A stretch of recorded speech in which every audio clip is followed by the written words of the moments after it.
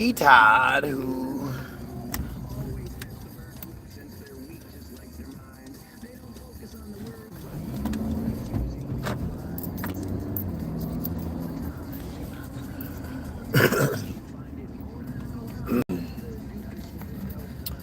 so yeah.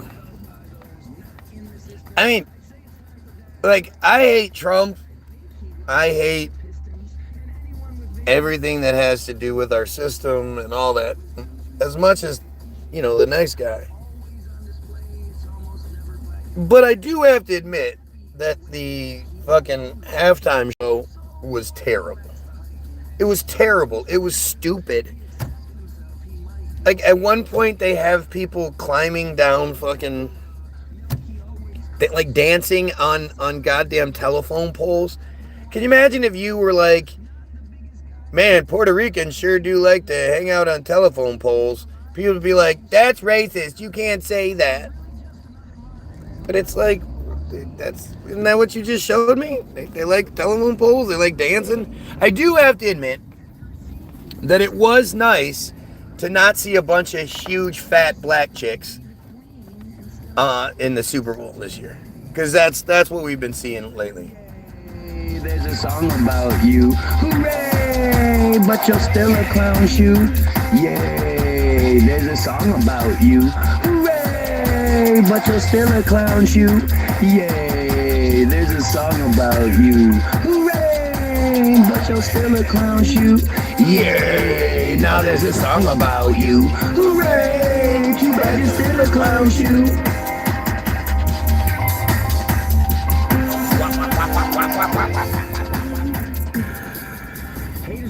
So yeah, like, it's weird. I thought that Super Bowl, I thought it was dumb. I couldn't, even if I could speak Spanish, it didn't seem like I could understand them. And it really sounded like he was just saying the same shit over and over. Like,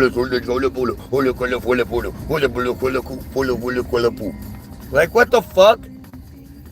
This is the United States American halftime show. Like, America, football is a game that's not even played in Puerto Rico. Like, they don't have a Puerto Rican national football team or anything like, well, they do, but it's soccer. But, like, it was so fucking stupid. And then you have the other side where you have well, we're white. We're Tutsi. We're going to put on our own. We're going to have old ass weirdo fucking hepatitis Kid Rock. And then we're going to, just want to cut my grass and feed my dog and drive my truck and drink my beer and, oh man, what the fuck? What the fuck? And them trans people, I gotta tell my little boy, my little girl, that little boys can't be girls. And oh my God, it's just so fucking insane. I cannot believe we live in a country like this, in a society like this. Fuck the country. The whole America thing is dumb. But like I always wonder, what do people do when their kid comes out not the way they wanted? It's fucking crazy. You know, what happens when you have the gay son? What are you gonna smack him around and be like, go play football? Like, it's so fucking weird. Or your daughter brings home a black guy and then has little halfy kids. What are you gonna do? You gonna discriminate against those kids? It's fucking insane, man. And the best part is, it's all Jewish. It's all Jewish, like, manipulation. It's all about making us fight each other so we don't look at what they're doing. It's so fucked up. It's so obvious. So fucked up. Just defining exactly what they're finding, so it's goddamn offensive. The lines they're relentlessly mining seem desperately. And this whole thing is just fucking goofy. Stance on Epstein. A distraction? Like, it's strange how people, like, the furthest people are willing to go is that Epstein is a Mossad agent. And it's like, yeah, But Mossad is just a small piece. Israel is just a piece. The real problem is the pedophile cult. That, you know, the pedophile cult that, like, my beef with them goes far beyond fucking Epstein. They rape their own children. They molest and rape their own children. It's disgusting. You know, like I don't understand why I'm the loudest voice out there for Jewish children, but apparently I am. I'm the guy suggesting we need to protect Jewish children more than anything else. How did I get here? But I definitely think that's the case.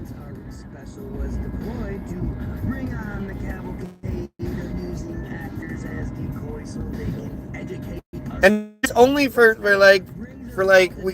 to protect the rest of us. If we stop them from getting violated, raped as children, maybe they won't grow up to be such pieces of shit.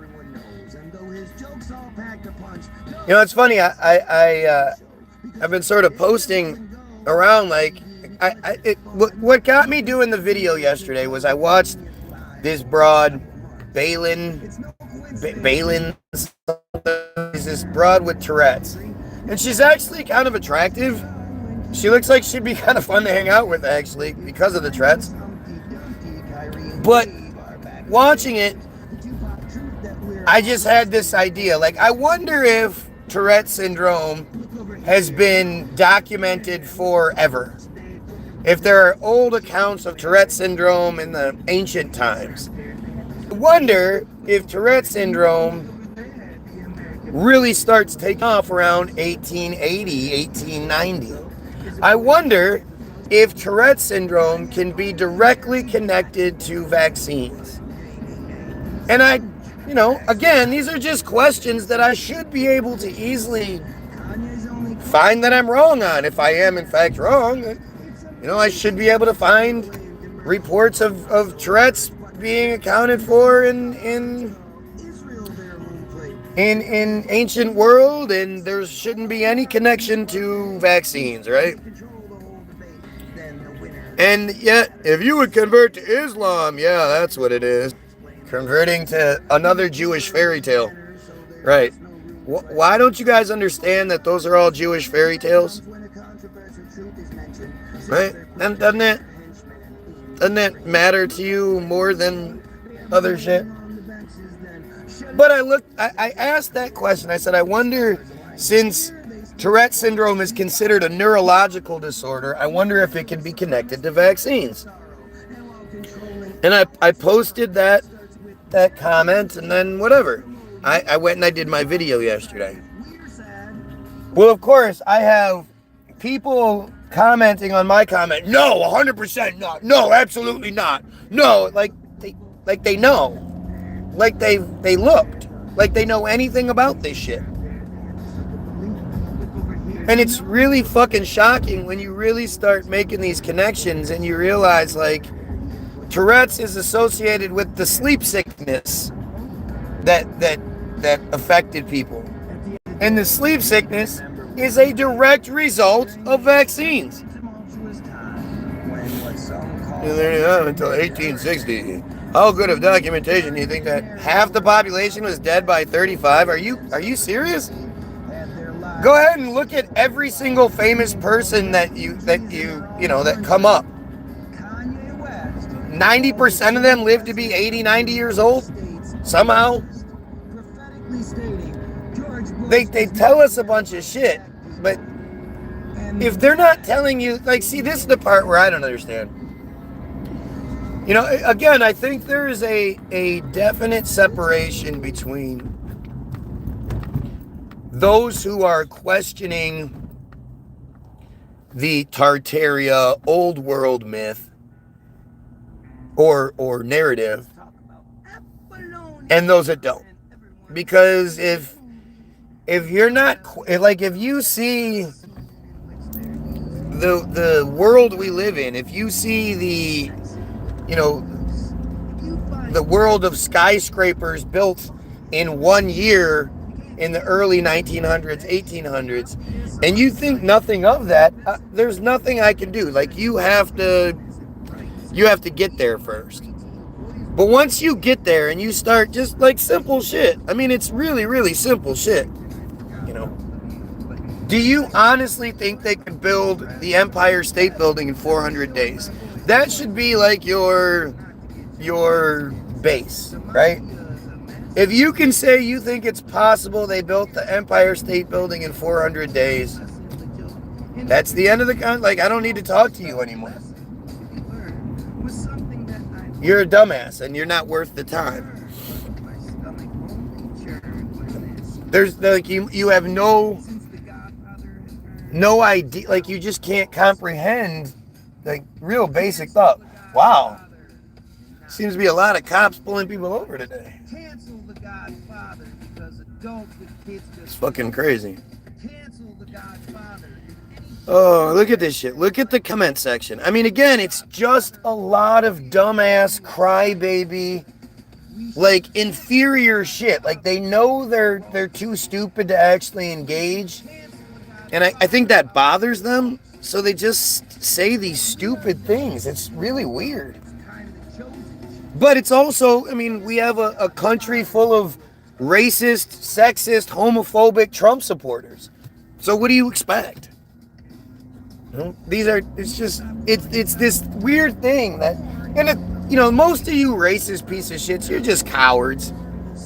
You know, you might be loud when there's a group around you or whatever, but let you be face to face with the average black guy and you're gonna cower. You know. And at the end of the day, I mean, Trump supporters, you're a pedophile. If you support Trump, I call you a pedophile. Why? Because only pedophiles support a pedophile. Just that simple. If you can overlook all of the stuff associated with Trump and be like, yeah, but we keep giving money to Israel. I mean, I don't even know what good things you're trying to... Well, he made weed even more legal. Like, if that's the best you have... But I like I say, I think there's a huge difference between the people that sort of understand that we're being lied to and those that want to believe it. I mean, you know, you're the white guy. You have this tiny little prick. You have a tiny little penis, and you know, you've been laughed at. You've been bullied. You've been picked on. Now you have Trump talking about, you know, it's okay to have a small penis kind of shit. Like, of course you're gonna gravitate towards it. Mm-hmm. Trump capped credit cards at 10% interest. Oh yeah. Oh, that's what Trump did. Again, there's the parts of this where you think, like, do you really think Trump's sitting there at his desk like, okay, let's see, what is the proper interest rate? No. Come on, you guys are so stupid. You guys are so stupid. Trump doesn't have any power. He's a figurehead. It's why I don't waste a ton of my time talking about him, because he's just a figurehead. He does what the friars in charge tell him to do. And it's just, that's, like, if you haven't caught on to the Netanyahu Jewish control scheme aspect of the U.S. government, again, like, what are you even looking at? What part are you seeing that doesn't show you that? America first! America first! Well, Israel first, and then America. Dude, get over. I'm letting you over, you dumb fuck. Good job, driver. I don't even have to worry about the fucking comments, because it's look at it. It's just crybaby. Oh, please, guy, pay attention to me. I'm not smart enough to say anything, but pay attention to me. This is friar bullshit, man. This is Israeli interface. This is why it's so bad, is because they're all inbred fucking pedophile, disgusting cult members. You know, if I'm wrong, then focus on those things. Tell me what I'm wrong about.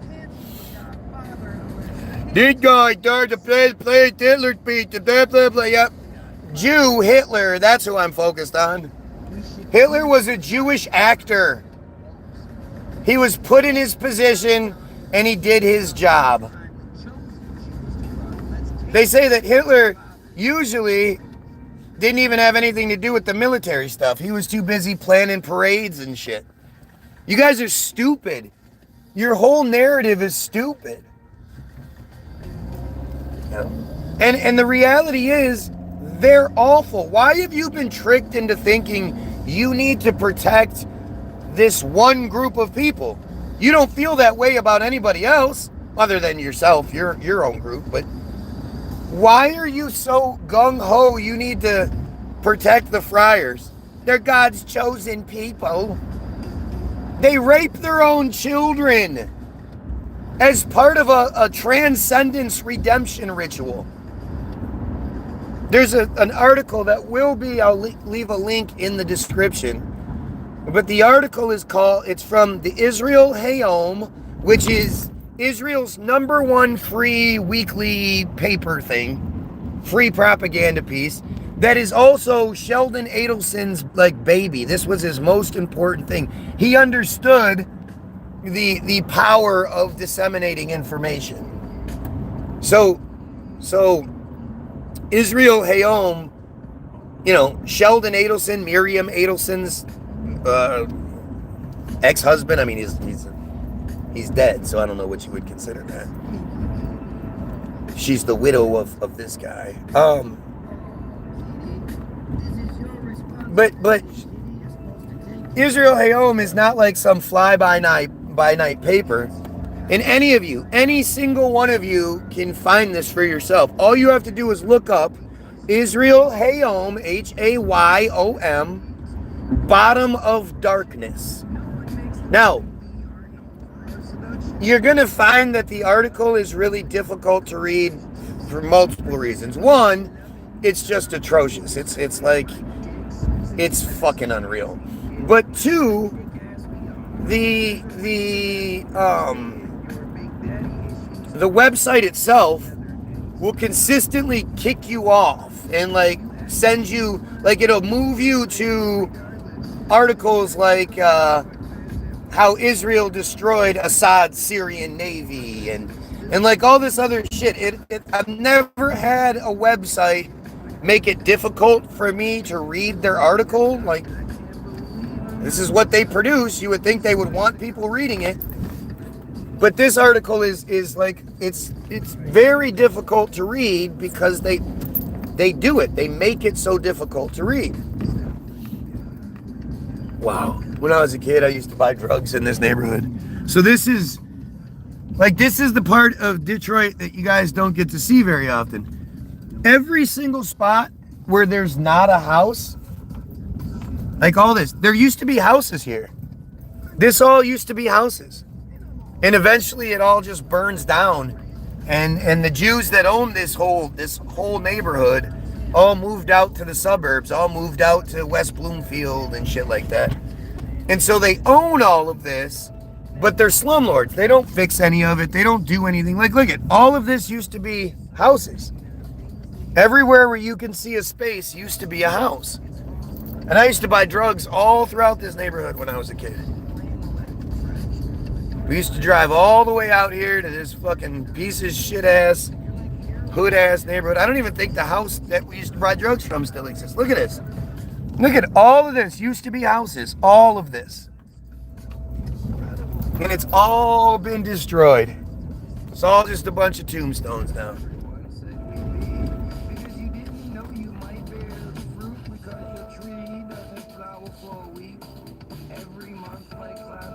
It's nuts. It's nuts. And this is just this is another microcosm of what we're talking about. Dude, get the fuck out of the road. What the fuck is this guy doing? Oh my god. You're going to stop in the middle of the road because it's Detroit. It's what people do. They don't give a fuck.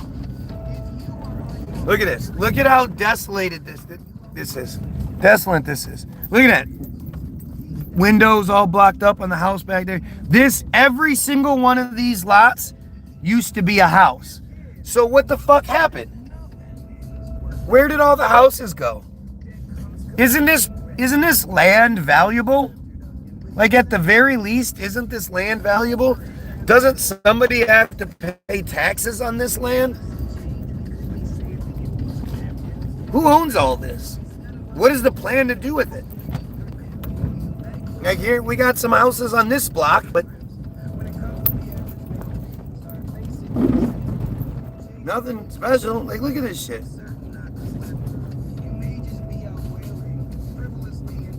Look. Another house completely tombstoned. Can barely even tell which houses aren't tombstones anymore. There's one, I think. No, they got the garbage can out, so that must be somewhere somebody lives. It's fucking nuts, man. Yeah, it's Obama that did this.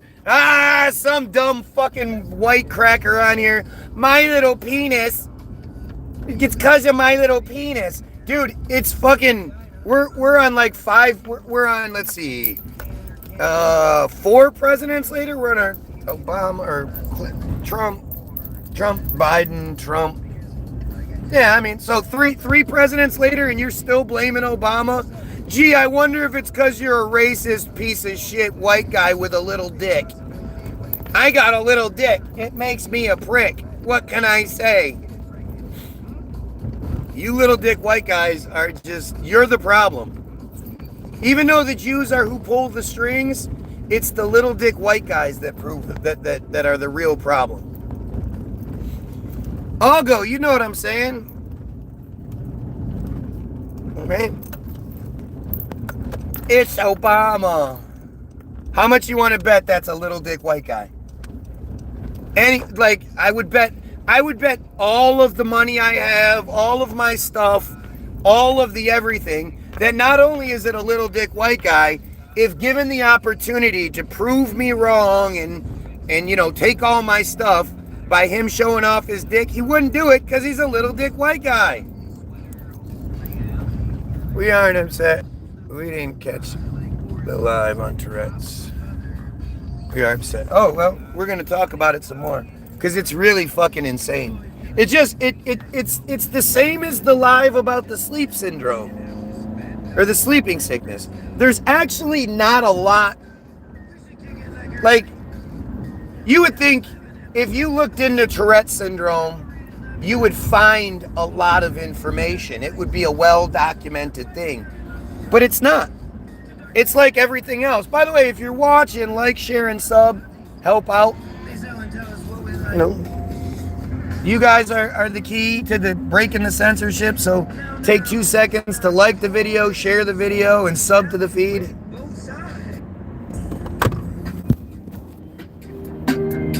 If you can prove God isn't working through me, then I'll believe it's real. From my woolly hair and big bronzy feet to my hatred of Israel.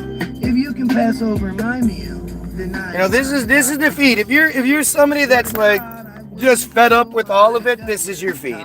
If you're a racist, if you're a pedophile Trump supporter, this isn't the place for you. You're a pedophile, man. If you support Trump, you're a pedophile. And I think most people just don't understand how bad the pedophile problem is. Yeah, South Park's done a lot of great episodes, but at the end of the day, South Park is made by a couple of Jews. You know, you're not going to find the truth there. You might find the truth hidden in like some satire, but even then, they're not going to say like the real quiet bits out loud. They're not going to talk about the ritualistic sexual assault that is everywhere in Israel. Everywhere. Like I say, go look the shit up. I want one of you to prove me wrong. I don't want to believe that the Israelis are consistently, ritualistically, sexually abusing their children. That's not something I think is a good thing, or it's not an I told you so that I want to be able to have, or, you know, anything like that. It's just disgusting, and it's truth. And anybody that supports it Like, I have to question that. But like I say, I don't think people realize just how big the pedophile problem is. You know, there's a reason why all of the pedophile hunters can catch people every day. There's a reason why DAP can show up to a town, set up, and within an hour they're catching somebody. And they have to hurry up because they have somebody else on the hook set up right away. Like, and then the biggest issue ends up being the police. The police who take 2 hours to show up. The police who don't seem to care. The police who will tell you that their DA is not going to do anything with it. And, like, it's fucked up. Yeah, it's all the friars, Kyle. Cal. It's all the friars, Cal. Yeah, Cal. They're friars. F-R-E-I-E-R-S. Dumbass, you can't turn there. You stupid fucking cow. I hate when people do that. Like, stop being lazy. If it means you gotta go past the place and turn back around, then do that. Don't block up traffic because you're a piece of shit. Vance, yeah. There's nothing like a guy who's taken like 8 vacations in his first year of work that you want running our country, right? He's taken so many personal vacations in the first year in office, it's like a joke. But then again, he's the vice president. He does nothing. He's nothing. He's just another piece of shit pedo, man. How many people you know have multiple names that they used to be known by? How many bumpkins from Kentucky do you think go to Yale and become skull and bonesmen? How come nobody talks about the fact that Vance is a skull and bonesman? Probably a pretty significant fucking thing. I hope Trump dies, man. I hope more than anything he dies. He just heart attack and dies, and you know, then we got to impeach Vance and all. But I mean, this is one of the worst human beings to ever be put in front of us because of his willingness to just do whatever they say. You know, again, I don't think Trump has any sort of real power. He's the president of the United States. None of them have any real power. You know, Obama was a piece of shit. But Obama was a piece of shit not just because he's black, like you fucking morons want to say. You know, it's interesting. You'll never ever hear one of these dumb little dick white dudes complaining about Obama talk about how Obama was the worst president because of the Monsanto Protection Act, right? It's the Monsanto Protection Act that should be the thing that everybody talks about, and it's almost like nobody even knows it exists. And the Monsanto Protection Act was Obama giving all of the power to Monsanto. So now they don't have any regulation, they don't have any oversight. They do it. They oversee their own shit. The Monsanto Protection Act.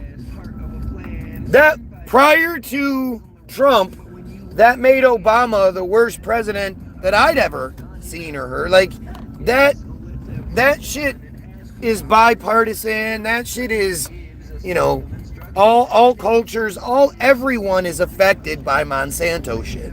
That's so much worse than people realize. And I thought Obama was the worst president ever because of it. However, back on the Tuesday after Kobe died, which Kobe didn't die, Kobe's alive. I think I proved that too.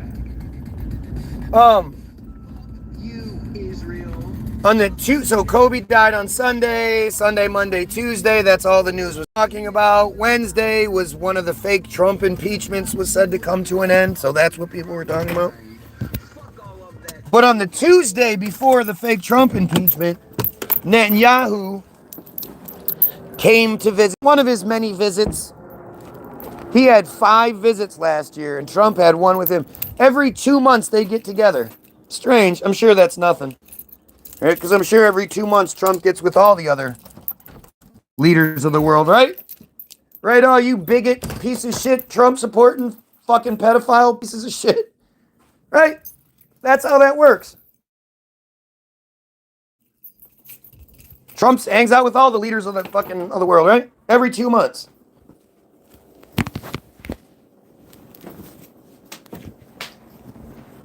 You guys are fucking ridiculous.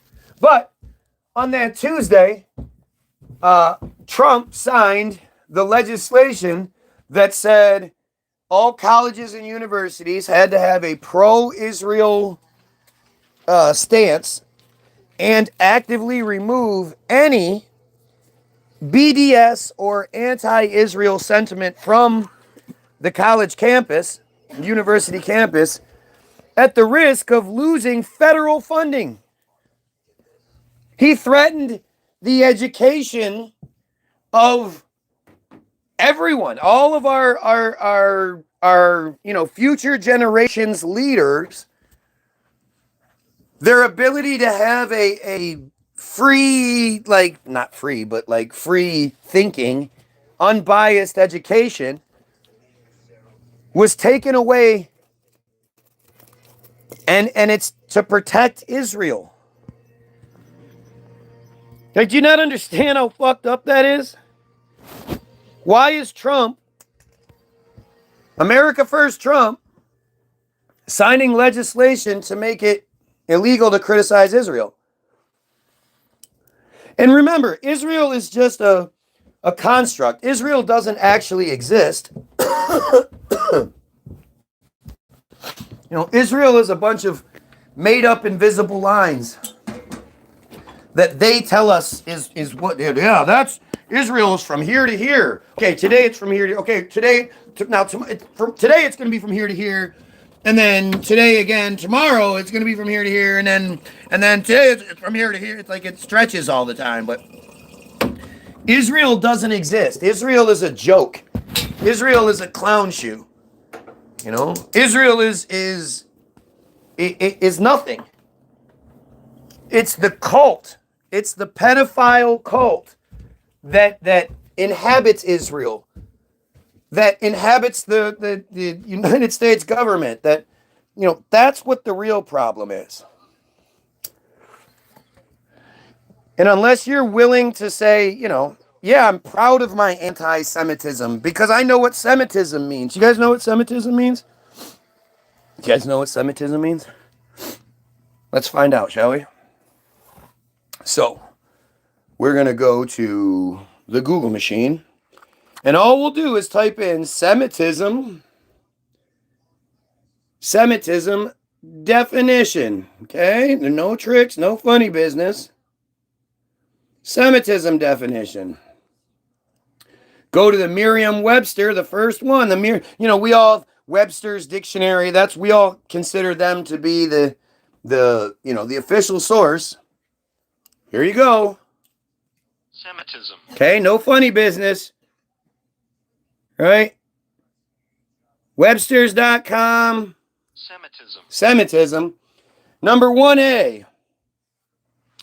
Asemitic character qualities. Number 1B. A characteristic feature of a Semitic language occurring in another language. That doesn't seem too big, right? Number 2. Policy or predisposition favorable to Jews. Policy, rules and regulations, and predisposition. If your mother's family all has cancer, you have a predisposition to getting cancer. Okay? So it's like beyond genetic programming. But they demand that policy and predisposition is favorable to them. Who else gets that? Somebody show me another word that resembles Semitism, but for somebody else. And it's like an official on-the-books policy. You guys ever heard anything like that? U.S. interests are in favor of Jewish policies. Sounds American first. What? Jewish interests. You mean the word that demands policy or predisposition favorable? That's not That's not demanding equality. Policy, rules, and regulations, and genetic programming. Before you know anything about the situation, as soon as you find out that it involves them, they get favorable treatment. Outside of dumbass friars, who is going to support that? Who is going to think that sounds like a good idea? That sounds like a good idea. Show me Semitism for black people. Show me Semitism for Christians. Show me Semitism for Muslims. Show me anything that resembles Semitism where it says that they demand policy and predisposition favorable to them. I'd love to hear it. I know you don't have it. Pan-Africanism. Nope, not the same thing. This is part of that little bullshit that they try to do. Now, remember, oh yeah, caliphate. Yep, that caliphate, that's a word that tells that's about one particular group getting the laws and rules and regulations along with people's genetic predisposition. They're favorable. Yep. It's crazy how desperate they are. And the weirdest shit is like, again, if I'm wrong, then what's the problem? You guys know what Zionism is? You know, people love to get caught up in that Zionist trick too. It's not Israel. It's not Zionism. Zionism, oh, the boogeyman Zionism. Ooh. Zionism is the thing you're allowed to talk about. But you know what Zionism means? So we'll go to Wikipedia. Well, you know what? Let's take care. Let's feed a couple of birds with the same seed first. So first of all, we're going to go to Wikipedia and we're going to look up Naftali Bennett. Naftali Bennett, who is currently a former prime minister of Israel, was prime minister from June of 2021 to June of 2022 during the debacle where Israel had 6 prime ministers in just under 4 years. You know, just before all this bullshit happened, all in an effort to cover up Netanyahu's indictments and shit. But this was back in 2010. This is right after the original Gaza flotilla that we don't even hear about anymore. You don't hear about the Gaza flotilla even a little bit anymore. But this was the original Gaza flotilla, and this gave us the Ken O'Keefe character. I know there's a lot of you out there that fall for Ken O'Keefe. Please don't.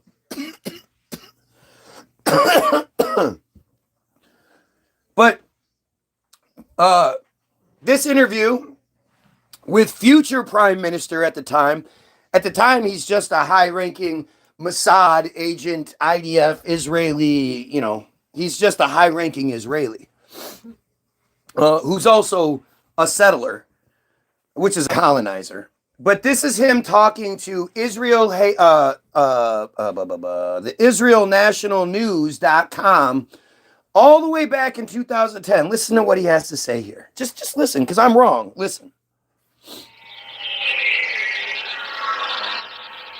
Metzitzia, in conjunction with My Israel, has arranged instruction day for wiki editors. The goal of the day is to teach people how to edit in Wikipedia, which is the #1 source of information today in the world. As a way of example, if someone searches the Gaza flotilla, we want to be there. We want to be the guys who influence what is written there, how it's written, and to ensure that it's balanced and Zionist in nature.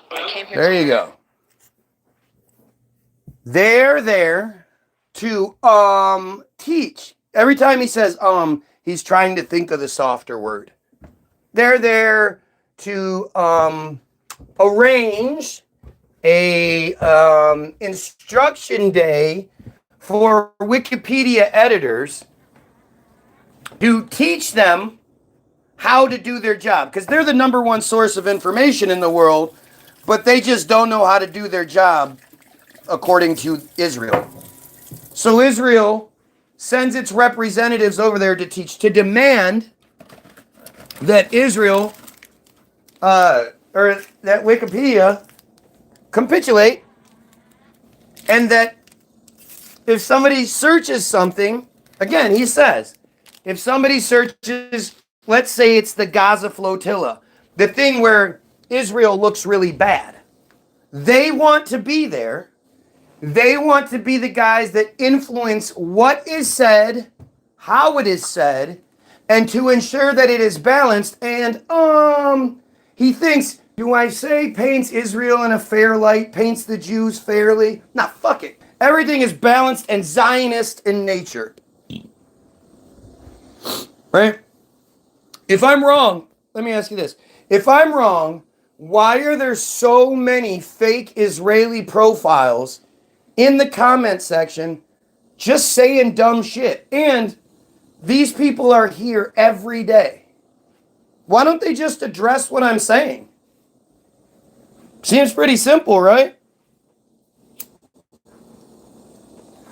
Why don't you just tell me anything that I've said that's wrong so far? Was that not Naftali Bennett, future prime minister, acknowledging that they control Wikipedia? You know? Did you ever, like, what else is it? So, when I then go to Wikipedia, and especially if I look up something like Zionism, it's safe to assume, by the way, if you're watching, like, share, and sub, help out.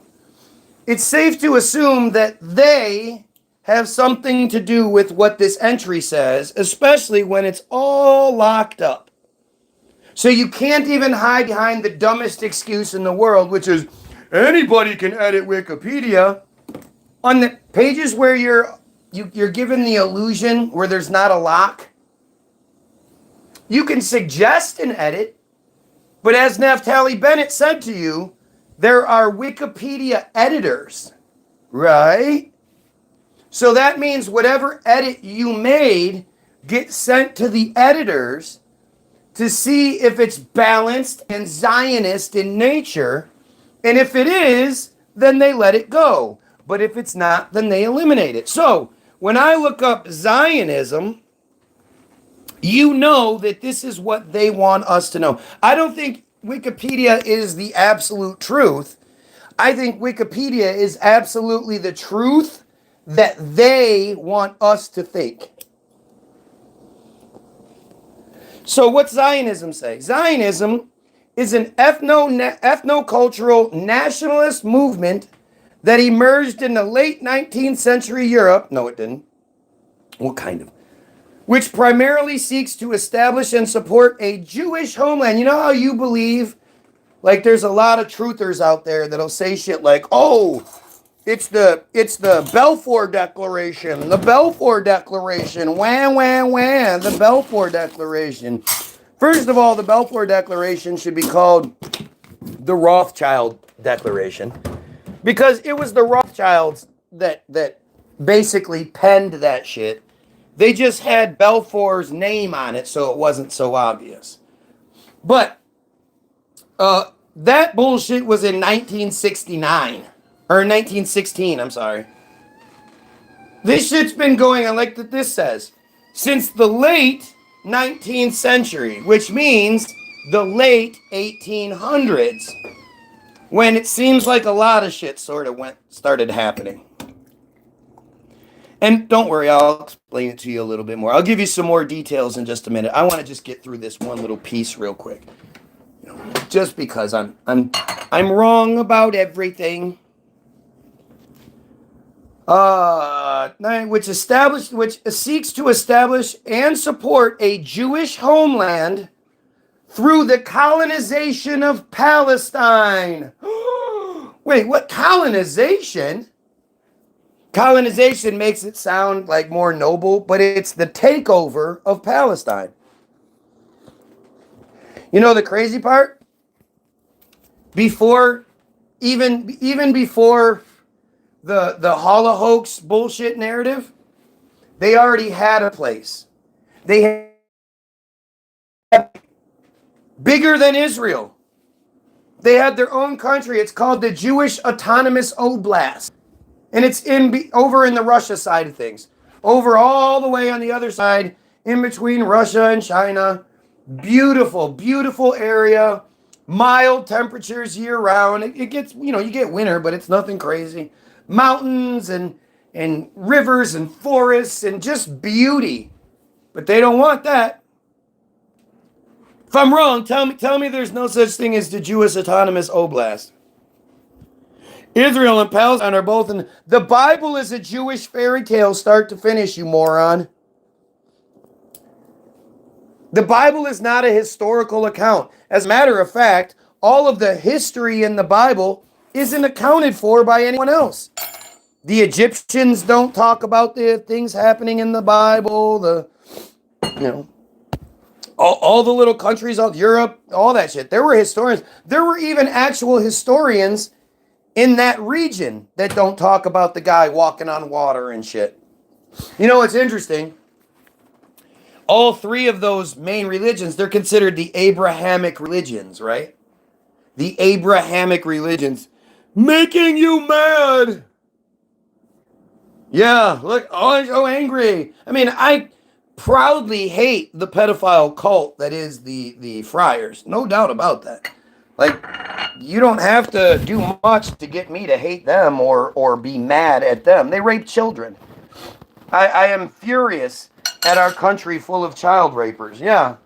If you're not furious at the country full of child rapers and yeah, okay. You're probably a little dick white guy. Or a friar who's participating. Because again, ritualistic child sexual abuse is part of their religious practice. Their whole metzitzia. So,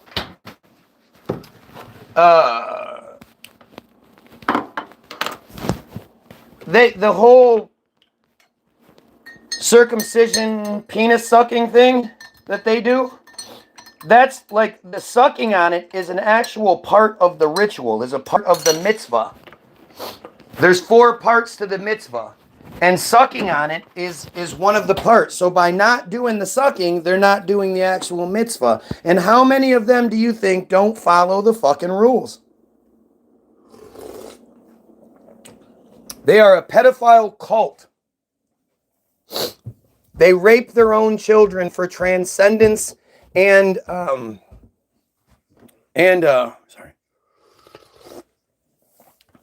redemption.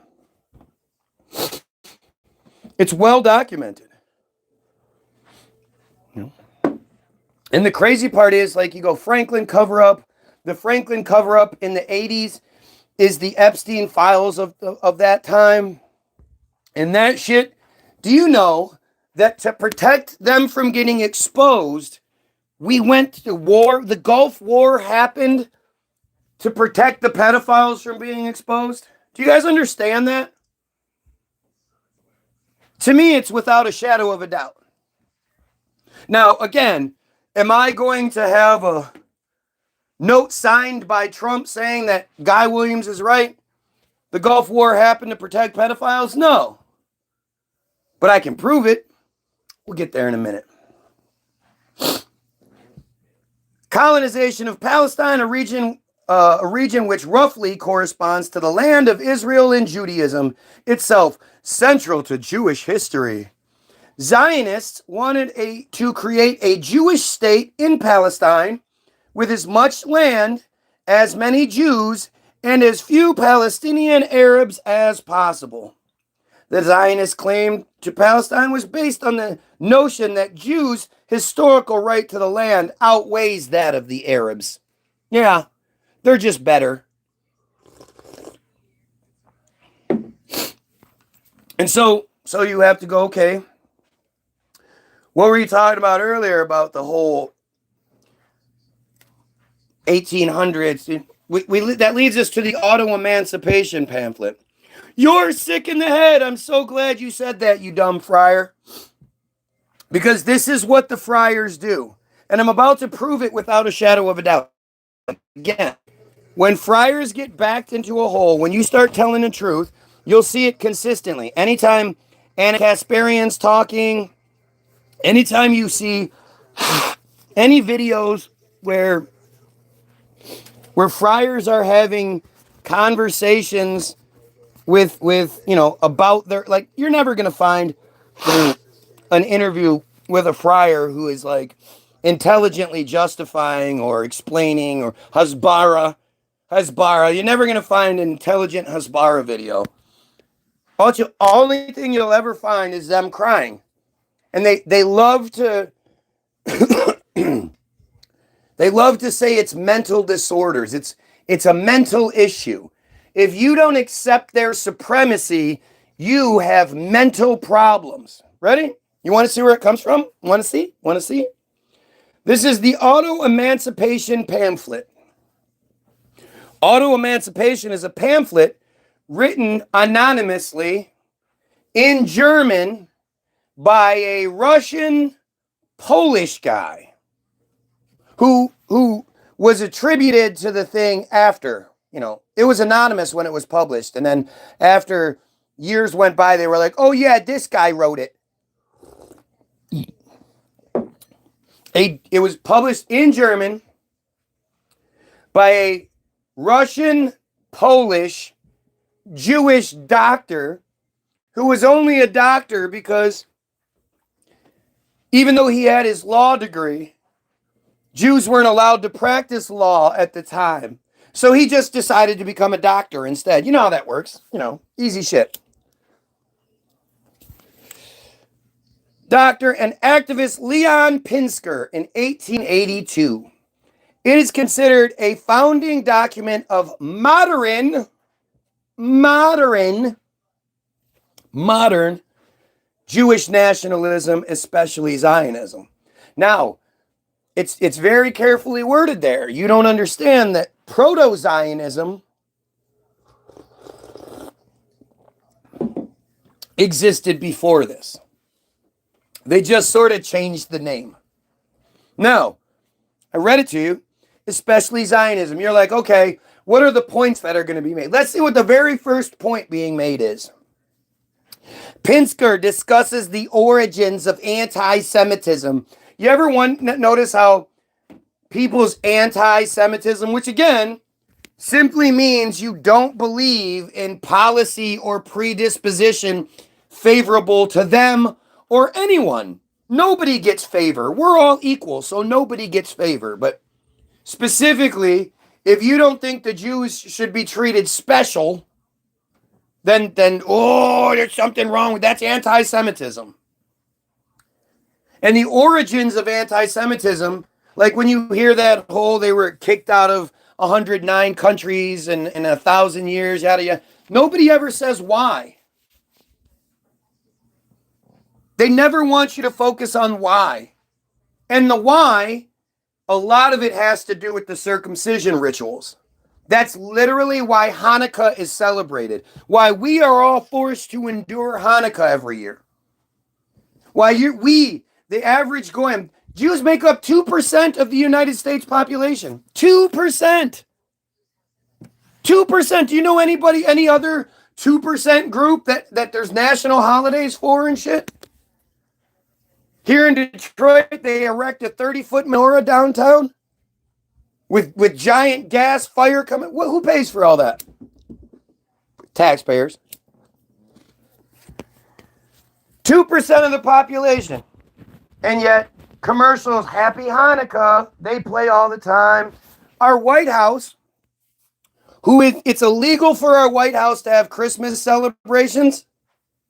Our White House had 3 Hanukkah celebrations this last year. While Netanyahu spent the fucking New Year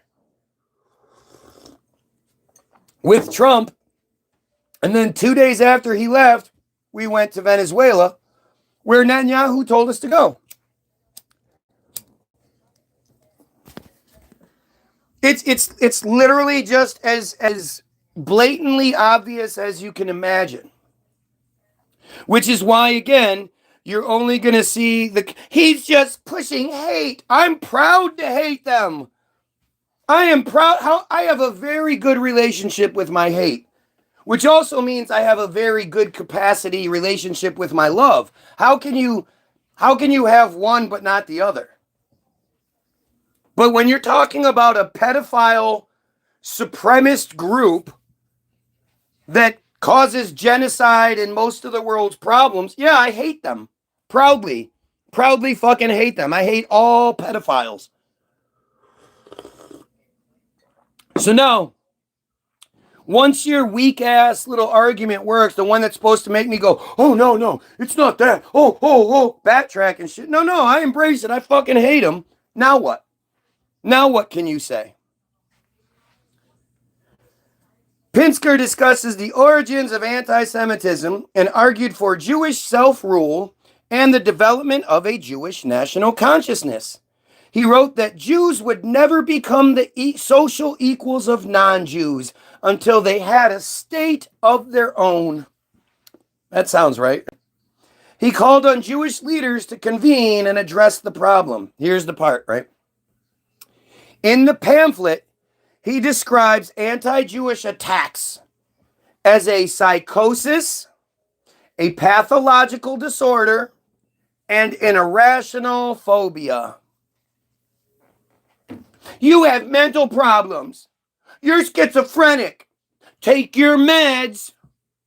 You have mental problems. It's the same. They've literally been given the playbook, and because they're so inbred and stupid, they don't know how to adjust. What could they possibly say?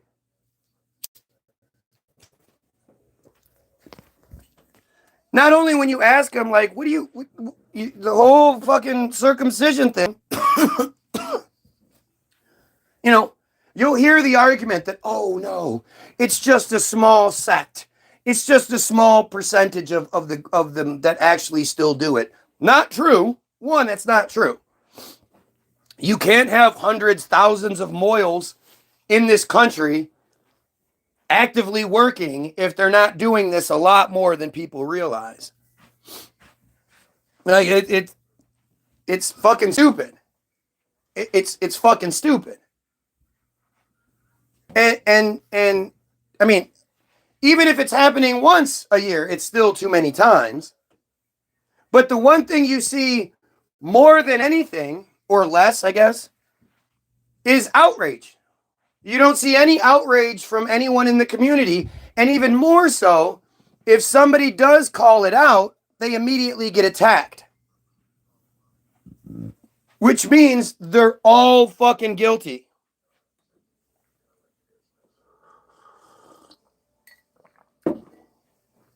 If you say, oh, look, I am a NAMBLA member, okay? Listen, I am a NAMBLA member.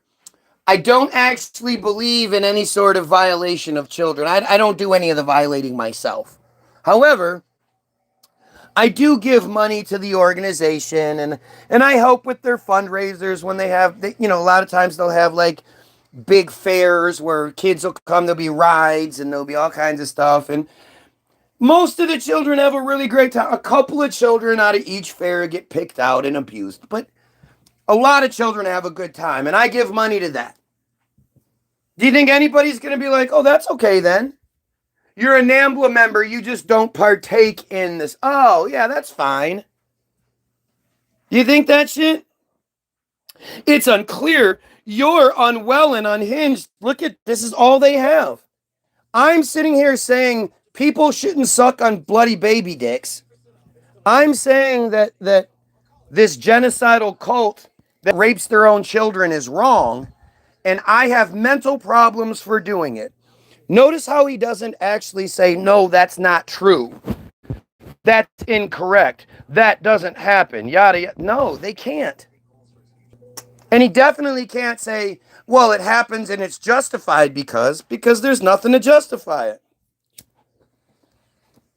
Unhinged Jew hater. Yep. Absolutely hate him. Hate him with everything I have. Now, I hate Christians and Muslims too, right? I hate the belief structure too. But Christian and Muslims aren't like openly raping children and violating children and then defending it. They do it. And there's a lot of it, but at least, there's a lot of good Christians out there that speak out against it. But again, notice how the comment section, they can't actually they can't argue anything I'm saying. So it's just, nah, you're stupid. Nah, you're not right. You're unwell. You're nah, nah, nah, nah, nah. It's just crybaby. It's just nothing but typical friar crybaby bullshit. It's literally all they have. If you're watching, like, share, and sub, help out, especially if you're a piece of shit friar, right? If you're a piece of shit friar, definitely share. And maybe you'll get somebody that's actually capable of making reasonable arguments to come in here. But look at this shit. Look at this shit. It's crazy. Is it Israel's an imaginary, and then you said you hate them? No, no, no. I don't hate Israel. Why aren't you paying attention? It's not, Israel doesn't exist. It's just a manufactured idea. It's a construct. It's the cult that inhabits the place that I hate more than anything. Are you smart enough to hear that? Like, I know you're an inbred friar and you're not very, maybe if I say it like this, will you understand? What about if do you understand now?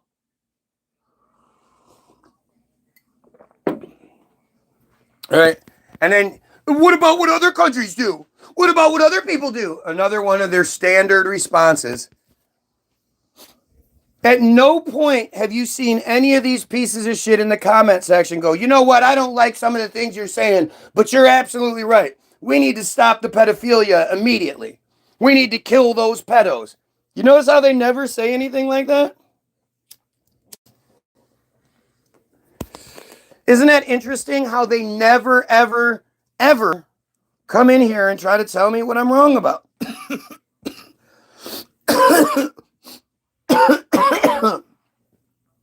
It's just crybaby. You're not allowed to say that. And that's literally all they ever do. Again, look up any video you can find with any friar talking head and somebody speaking against them. And it's always the same shit. You're not allowed to say those things. Stop saying what you're saying. Stop saying those things. Not here, let me debunk you. Not here, let me answer this for you. Not here, let me try to help you understand. No. No, we're gonna go ahead and continue this. This shit right here, the auto emancipation pamphlet, is just shocking. It's shocking. And that you don't know anything about it. You'll never hear anything about it. Just like you've never heard about the Havara Agreement.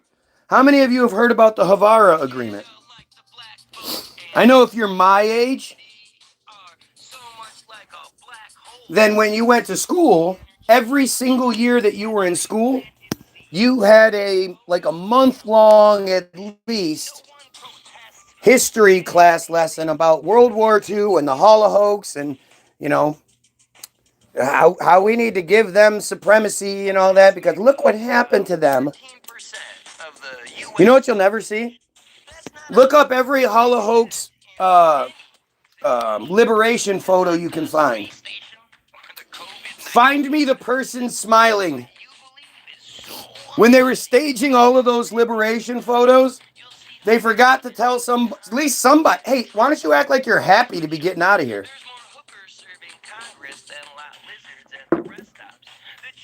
It's dumb. It's dumb. Do you guys know that the supposed 6 million that happened between 41 and 45, 4 years?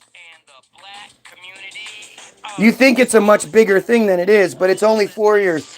In 4 years, they were somehow able to eliminate 6 million people, when only 3 million of them lived in Europe at the time, and most escaped here. But do you even just think about the math? You're talking about thousands of people per day. It's all bullshit. They were pushing the 6 million number long beforehand. And this is a great example of it. Let me show you something. So here we have the Havara Agreement, yet another page that's completely locked.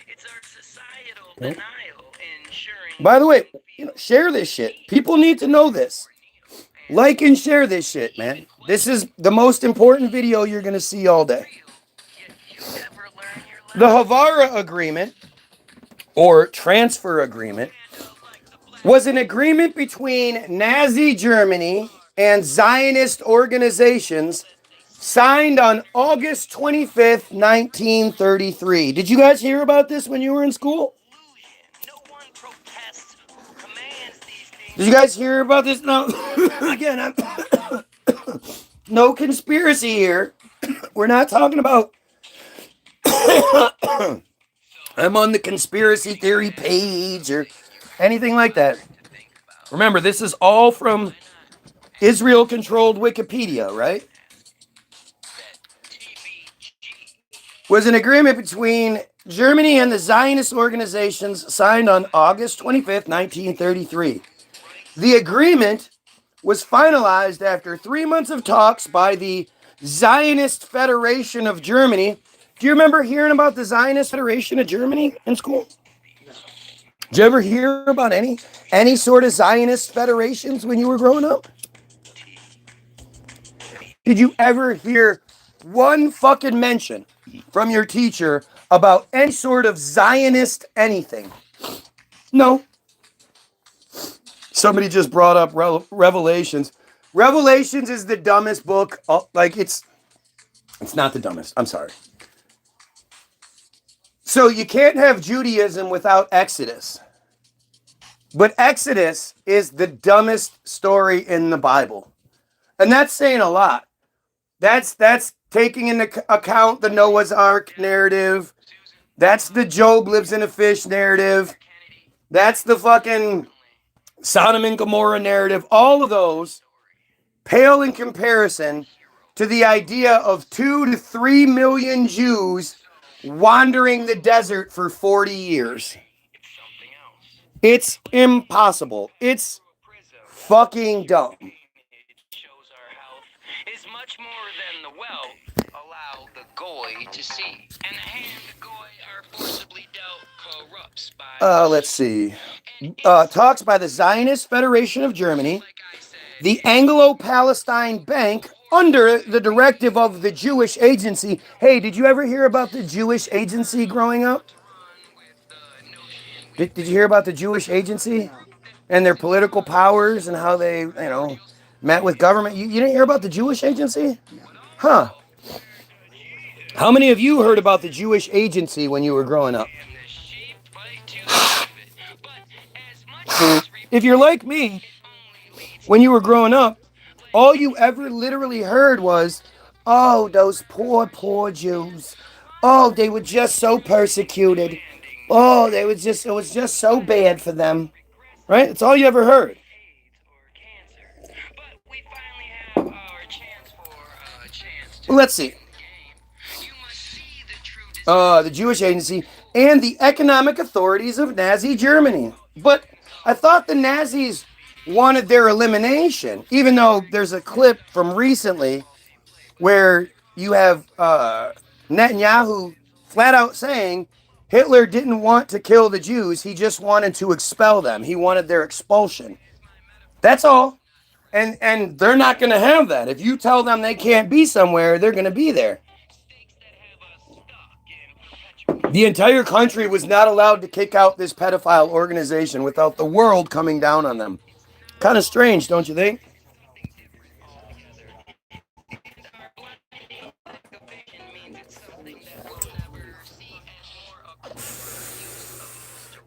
Let's see. It was a major factor in making possible the migration of approximately 60,000 German Jews to Palestine between 33 and 39. Wait, what? Didn't you guys hear this shit? You guys heard about that, right? About the German government paying for Jews to go somewhere else, to go to Palestine of all places. To go to Palestine.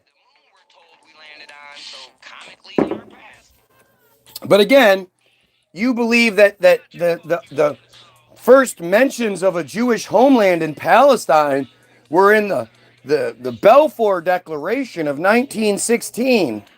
No. No. No. It's just lies. Do you guys remember hearing about the World Zionist Congress? They met every year.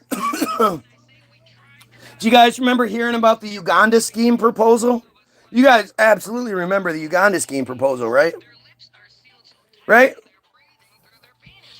Where the British government was going to give the Jews a temporary homeland by taking a large portion of Uganda, which is now Kenya, and just giving it to the Jews until they could take Palestine, or along with them taking Palestine, whatever. But because the 1899s, 1900s, the using blacks as slaves narrative started to, not be as popular. And that area was very, one, far away, but two, underdeveloped. And it would have required a lot of work from them. They refused. They refused to be given an entire country. Because they were like, nah, we're playing a long game. We got this.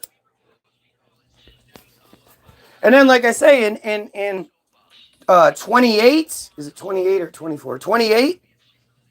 24? I think it's 28 and 34. The Russians saw what they were doing and were like, hey, you don't need to kill the Palestinians. We'll give you your own place. This is the Jewish Autonomous Oblast. You can have it. Huge, beautiful area all to yourself. Yiddish is the national language and everything. And that wasn't good enough for them. They needed to have Palestine specifically.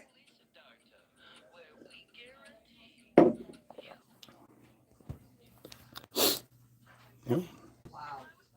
And of course, look at how fucking ridiculous they are. Look at how ridiculous they are. The same people that needed a separate halftime show are the same people who needed a separate drinking fountain. Sure. I mean, no, I'm all for the halftime show being a piece of shit. No. The Turning Point halftime show. I know, I get it. I get it, but I get that whole narrative. Like, I thought the halftime show was easily the worst one I've ever seen. Easily. Why? It was terrible. It was stupid. In these sugar fields, like, the history of the sugar fields and the wars and all that. Well, that was glorifying it. That was glorifying just the thing. This doofus is walking around in this weird suit with a number. It looked like he had shoulder pads underneath, like a football uniform underneath his suit. It was such a weird look. American football, it's called American football, right? It's not something that's played all over the world. It's not played in Puerto Rico. So Puerto Rico is America. I know, but it's not played in Puerto Rico. There is no Puerto Rican team. There's not a Puerto Rican football league. It's not a big sport. The Puerto Ricans don't, name me 10 Puerto Rican football players. Name me one Puerto Rican football player. I don't know any. The fact is, you can not be racist. You can be totally accepting and all that, but I want to sit there and listen to, like, how many people that are like, oh, that halftime show is so good, drive around in their car listening to music in Spanish that they can't understand? It's like people that defend the WNBA, right? His album just won Album of the Year. Of course it does, but that doesn't mean shit. The fucking Lefty Gunplay just won a Grammy for a rap album. Lefty fucking Gunplay. Yeah, like, dude, his fucking songs are stupid. Just because you win an award by the Jewish system to legitimize you doesn't mean anything. But again, it's like people that watch it, that defend the WNBA. Do they actually watch it? Like, I'm not saying he shouldn't be allowed to make music and all that shit. But this is the American football Super Bowl halftime show. The Super Bowl halftime show is dumb as fuck usually anyway. The one time they knocked it out of the park was when it was in LA and they had Snoop there and Eminem. That shit was kind of cool. Kinda, I guess. If you're gonna have to sit through a fucking concert in the middle of your football game, then yeah, sure. But Bad Bunny, I would never listen to a Bad Bunny song. I just never would. He was the first artist to ever win the album of the year, and the album was all in Spanish. Okay, but that's only because the Jews chose that. There have been other Gloria Estefans, and there have been tons of other Spanish-speaking artists that have made good music that haven't gotten. It's all just it's all a ploy. I don't know a single person. Our kids don't listen to Bad Bunny. Why would they? They don't speak Spanish. Are we just next year we're gonna have a German fucking band, and then the next year we're gonna have a Italian band? And I mean, what the fuck are we talking about? They're not from America. He's from America. He's an American citizen. Sure. I mean, That's one of those things that people love to say, but then if you go to Puerto Rico and you're like, yay, God bless America, they're going to be like, fuck you, this is Puerto Rico. Let's be realistic here. Why are we pretending to be more PC than we are? I just hate this idea. Like, it screws up real PC, right? The other thing you have to understand is you have the perspective of somebody that is a wordsmith, a lyricist. So to you, it's a big fucking deal that it's in Spanish. To somebody that just listens to music, it's good music. I don't care that. It's not good music, though. It wasn't good. It wasn't like I was like, oh, this is great. Yeah. They did snippets of his. Of course, that's what they always do. But it wasn't. It wasn't like it was great. I would imagine even if you spoke Spanish, you couldn't understand what he said. To me, it sounded like he was going, that's all it sounded like he was saying over and over again. It didn't sound like a wide variety of shit. You could barely understand it. And then there's the thing, like again, the telephone poles thing. I didn't understand that.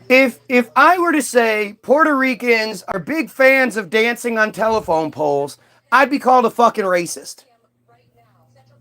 It was just dumb. Symbolic of something else, not Sure, but that missed. And how many people in this country speak Spanish fluently? We're supposed to get. I don't know. Okay, but again, this is not about, like, I'm not allowed to go there and be like, free Palestine. Keep your problems out. We're just trying to be. You're the first one to say that. Well, if you're not the person, then you shouldn't be saying that. If you're an entertainer, then just entertain. But if it's supposed to say something, it shouldn't, it should be understandable. I don't know what the fuck it's supposed to say. And I just, again, there are lots of German speakers in the United States. There's a lot of Yiddish speakers in the United States. Are we going to have Modest Yahoo as the fucking headliner next year? Germans are not Americans. I guess was the whole. So what? Well, that's a big. So what? That's not. It's a so what? Just because they're American citizens, that's not the national language. You're to appease a very small group of people, you're alienating a much larger group of people. And you're alienating blacks, whites, greens, you name it. Just for what? For what? Why did we need to have an all-Spanish Puerto Rican halftime show for the American football game? And I say American football because football is soccer everywhere else. So.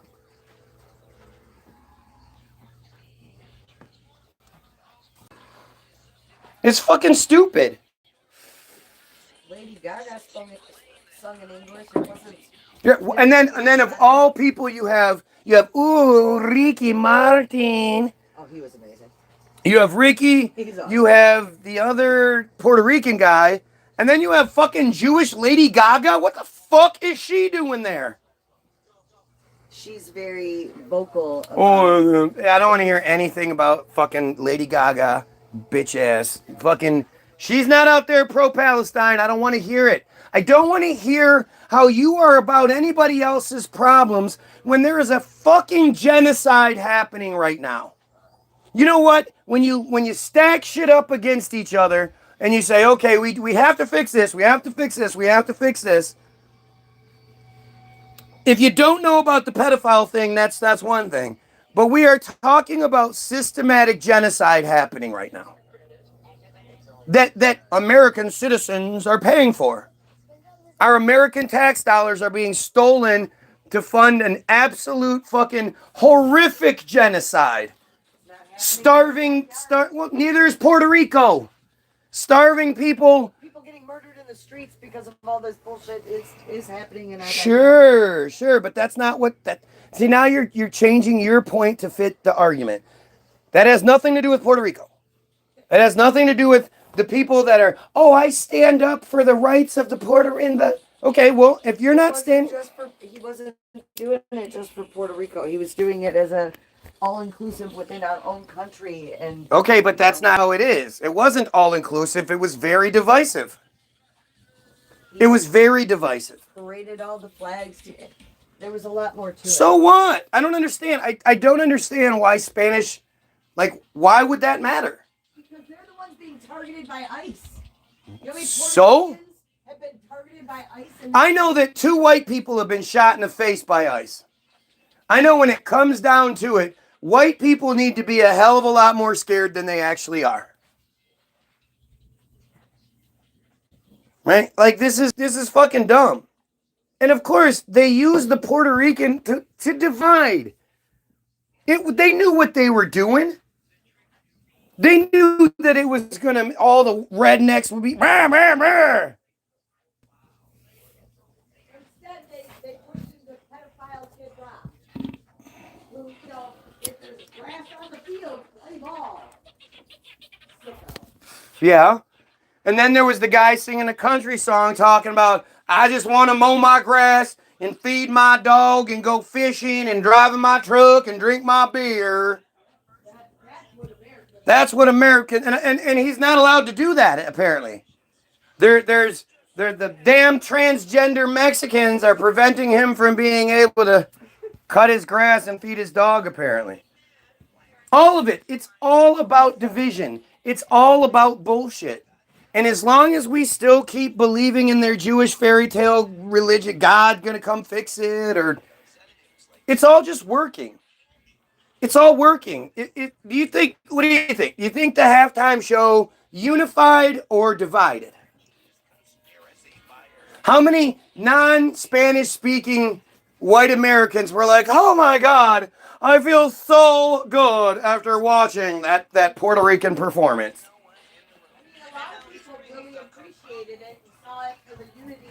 I love when you talk like that. You don't know what the fuck you're talking about. What a lot of people are you talking about? It's all over my newsfeed. I don't know if it's on yours, but it's all over mine. Okay, well, apparently. I can't say you're a liar, but, you know, whatever. It's dumb. It's division. And then you have those fake people that are like, oh, this is so good. You didn't enjoy that fucking show. You did not enjoy.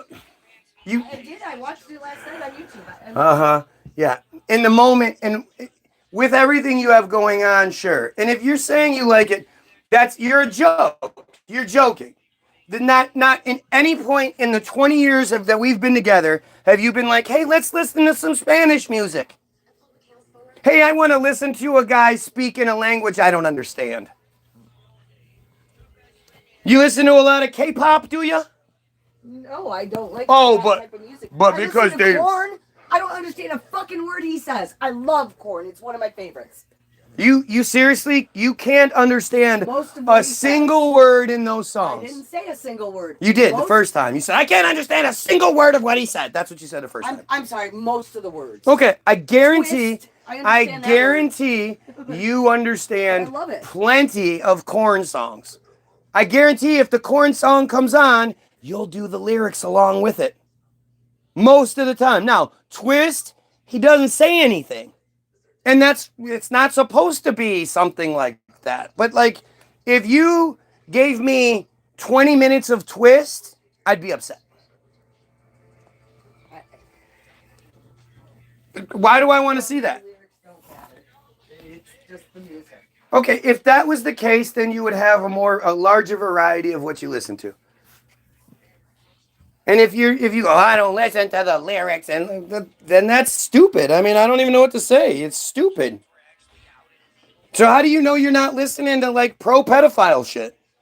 How do you know you're not listening to pro racist shit? You don't listen to the words at all?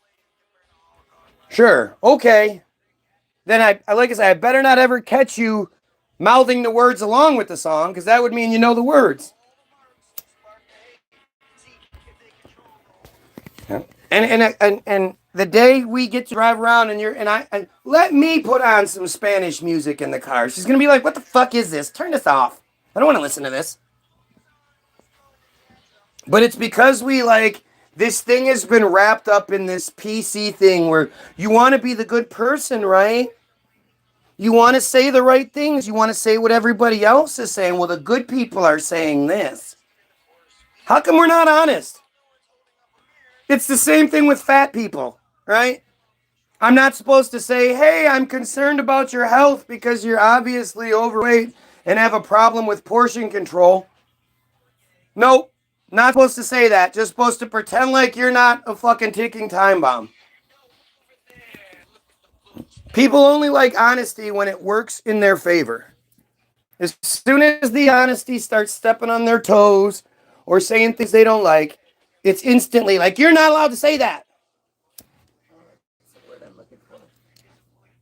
Duh.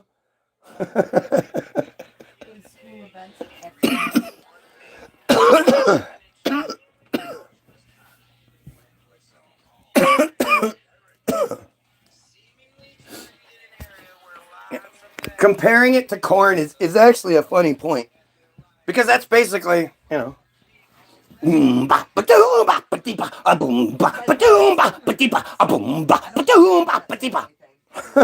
Favorite song of theirs. I don't care. He's not saying anything. Sure. But you're not going to listen to an entire fucking record of that. We had 12 minutes at a halftime show. And people are so... It was 20 minutes. It was 20. It was 12. It was 20. It was a 20-minute halftime show. Maybe what you saw was cut or something, but it was the Apple halftime. It was a 20-minute halftime show. It's longer than most of them are. But even still, it was like so I'm supposed to be the only thing I liked, the thing I did like was that for the first time in a couple of years, it wasn't a bunch of fat black chicks dancing around. They had some pretty hot chicks dancing. My favorite part was Ricky Martin. But I mean, you know what? How about this? How about go fuck yourself? How about that? How about we're talking about a football game? You don't watch football. Halftime show was Okay, well, guess what? You don't watch football. So what? Halftime show is never about football. Okay. It's always to appease the wives that are in the room or stupid people, right? Stupid, like entitled people. Wives in the room are stupid? Stupid and entitled? Fuck yeah, you are. If you're not enjoying the show, then why are you watching it? Why are you watching football? Why can't guys just have football? Or girls too. Girls that like football. Why can't it just be like, hey, this is football. If you don't like football, super cool. Go do your own thing. You're sitting here going, well, but I've been caught up in the bullshit, and I like watching the commercials, and I like the halftime show because there's music. Guess what? There are things like concerts. There's a YouTube you can watch. There's all kinds of shit you can watch. Why does it have to be that? You don't see like people going, well, the dog show, the Best in Show dog show, well, what they need is some more rock and roll to appease people who aren't into dog shows. No, if you don't like the dog show, guess what? Go watch something else. It's fucking stupid. We are so fucking stupid in the way that we just... Everybody needs to be appeased and happy. Unless, of course, you don't like it. Then you're something wrong with you. Like, I'm not allowed to not like that shit? Why do I have to like it? I didn't like it. It didn't sound good to me. It's not something I would ever listen to, ever. I mean, his music isn't my cup of tea per se. It's not my chosen genre, but I thought it was good, and I understood, you know, a lot of the symbolism. I guarantee if it, despite my lack of knowledge of history, I guarantee if it wasn't the narrative surrounding it, you wouldn't be saying these things. You've never taken any interest in any of the things before up until you weren't interested until you heard all of the hullabaloo about it and then went and watched it after the fact. I watched almost all halftime shows after the fact because I don't watch the game. So again. I watched last year's on YouTube after the fact. Okay. I didn't think it was any good. Okay. I don't know what last year's was, but I'm not sitting here arguing for last year's. But again, the arrogance in thinking, I don't even like the product. I don't watch football. I don't do anything. But the halftime show should appeal to me. Get the fuck out of here. And again, you didn't care enough to watch it to begin with. The only reason you watched it is because of the hubbub made. You don't watch every halftime show afterward. I've been with you for a long time. I guarantee you couldn't tell me. I watched last year's on YouTube because I don't announce it. Sure. It wasn't any good. I watch it to see commercials or whatever. Sure. You don't, but okay. Okay. Oh my God, I do. Okay. You do. So apparently my wife is secretly watching halftime shows after the fact and then not talking to me about it because of, come on. What do you mean? Hey, I watched the halftime show last night. What did you think? That wouldn't be like a normal conversation between two people, right?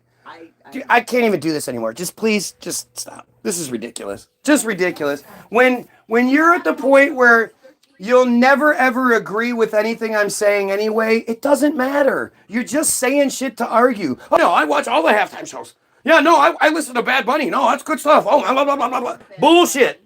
You would never listen to Bad Bunny if prior to the halftime show I would have said, hey, check out this CD.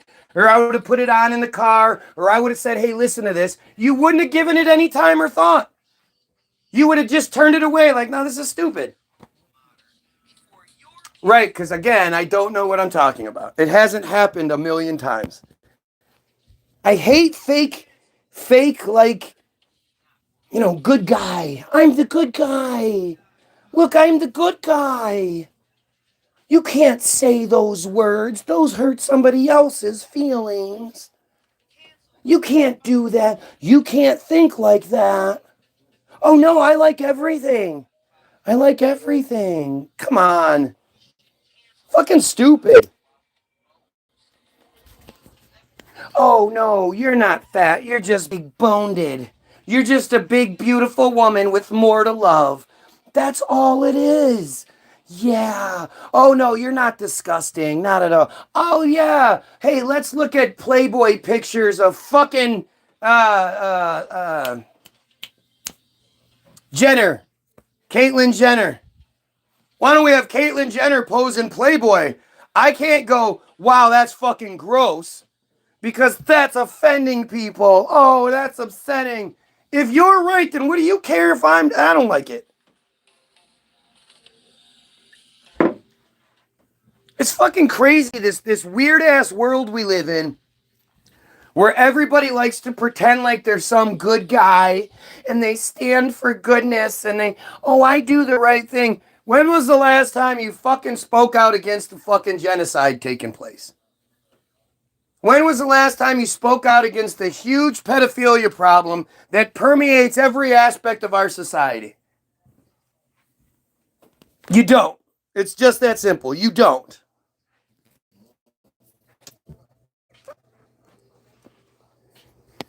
My wife was talking about she belongs to this group. She goes, they hang out.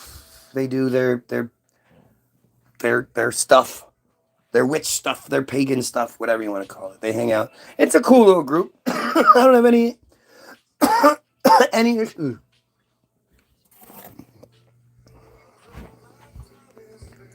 Any issues with the characters or whatever. But when I tell you it's a distraction, she says, no, it's not. Why is it a distraction? And I said, well, you have this really like creative,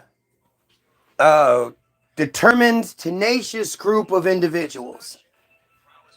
These people that are used to fighting against discrimination and speaking up for this and that and the other, especially speaking up for women who are so mean. The men are just so mean. They are very much men haters. I know. You have dudes that get drugged to the show. I get it. And then you have the occasional one that's like, hey. But the one thing I hear every time I'm there is nobody like taking responsibility. It's always the world, the discriminate, the this, the that, I'm just gonna be. It's all ridiculous. But when I say, when was the last time this group of creative and intelligent people were like, hey, what can we do to bring awareness to this genocide that's taking place? And it's never come up. Issues in the world than Palestine and pedophilia. Yep. Big issues, Yep. But those are not the only two issues. Yep. That's what I'm saying. That's the only thing you should talk about. I'm not suggesting that it's never come up. And, it's interesting that you guys have never talked about it. But if I say it's never come up, you say, well, that's all we're supposed to talk about? No, not at all. But the fact that it's never come up, and again, ignore the fact that I'm giving praise. That this is a smart group of people who could probably actually do a pretty good job of bringing awareness to something. Let's ignore all that, and let's just get mad at the fact that I'm right. You're distracted in so many aspects of your life. I have to make myself not play video games. Well, now my hands don't work, so it's a lot harder to do. But if I'm sitting there playing video games, I'll get way into it and I'll want to, beat it every which way, sideways, this, that, and the other. But I will, my whole thing is to, I get way into it, and I'll feel guilty. And I'll be like, I could be doing other things. I could be making songs. I could be going live. I could be looking into things to try to educate myself. But at the end of the day, I'm very much like everybody else is really, really selfish. And you see it in bullshit like, oh, I got cheated on in high school, or, whatever. So that means that's what all guys do. Like, if you're an adult and you're literally basing anything you think about the world on what happened to you in high school, you're not very adult, are you? Hanging on to that kind of bullshit and all the excuses and, well, I can't because of this and I can't because of that and this thing did this and this thing did that. It's just bullshit. It's all bullshit. And we're so selfish and arrogant, and it's weird. It's like that selfishness means you look at yourself so much, and when you see that you don't actually do anything that matters, it's even more depressing.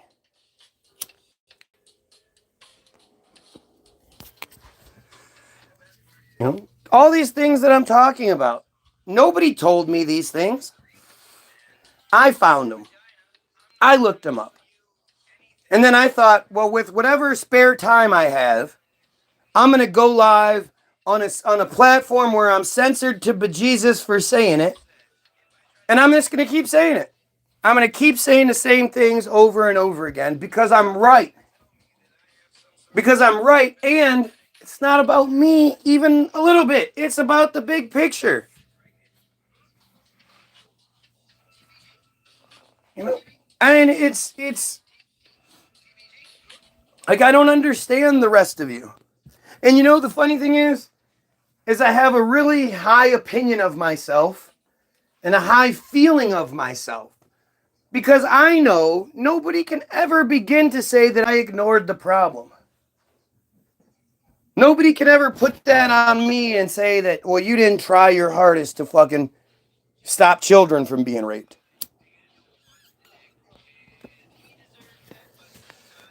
You didn't belong to an organization where in order for you to benefit, you had to overlook some really awful shit. And that's what, religion itself is. All you people out there claim to be Christian, you don't speak out because you don't want to go to hell. You don't want to lose any heaven points. Fuck you.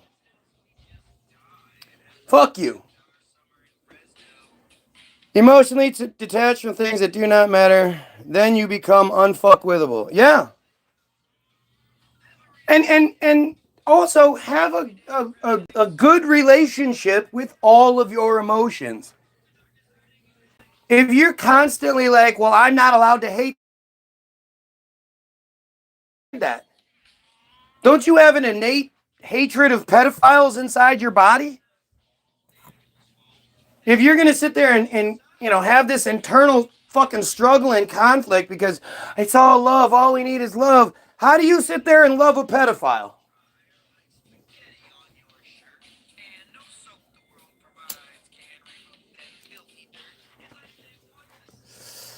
Look at this shit, man. These dumbasses that literally come here every day and act like that's not what fans do. If you're watching, like, share, and sub. If you've seen another video that has 19 viewers and 19 likes, and don't bother. 2,500 plus subscribers. But if you're looking at this video and the numbers don't seem right to you, maybe you stumbled into something, man. Maybe you figured something out. In the last 2 weeks, I've proven, I didn't even finish doing it today. So, protecting pedophiles is why we went into the Gulf War. Do you guys understand that? The Gulf fucking War.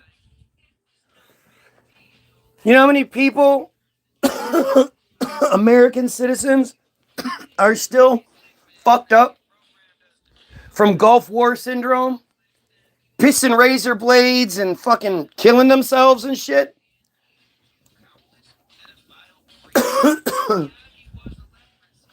You ever notice how the Gulf War just sort of came out of nowhere?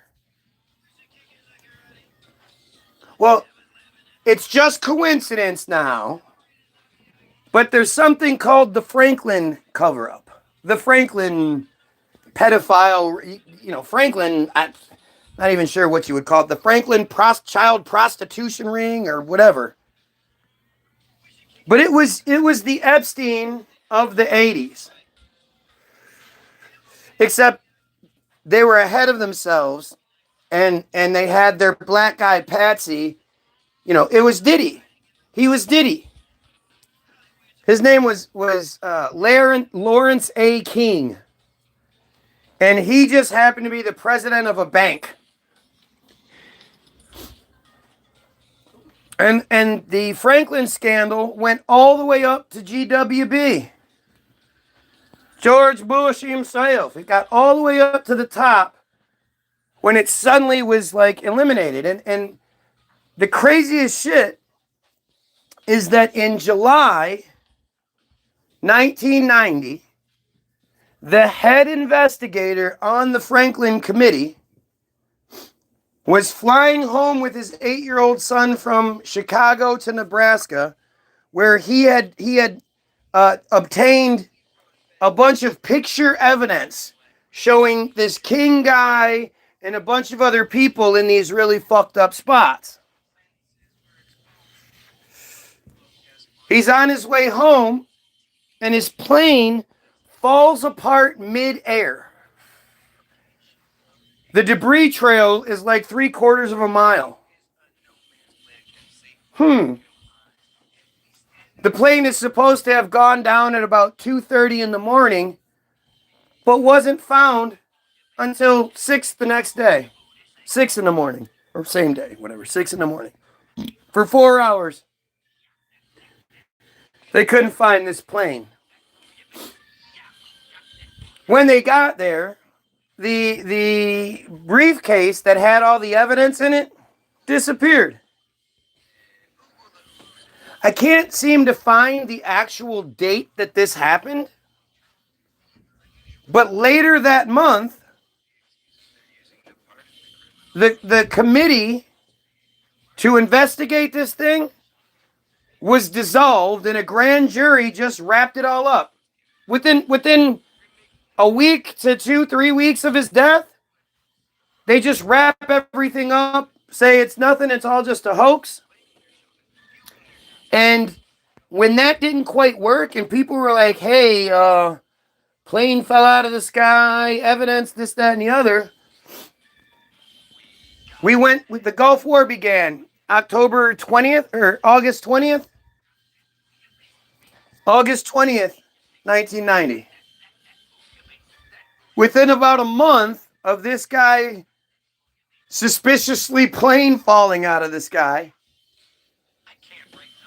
everything just getting wrapped up all nice and neat, the agent's going, I don't know anything about planes and plane crashes, but it doesn't look like there was any foul play.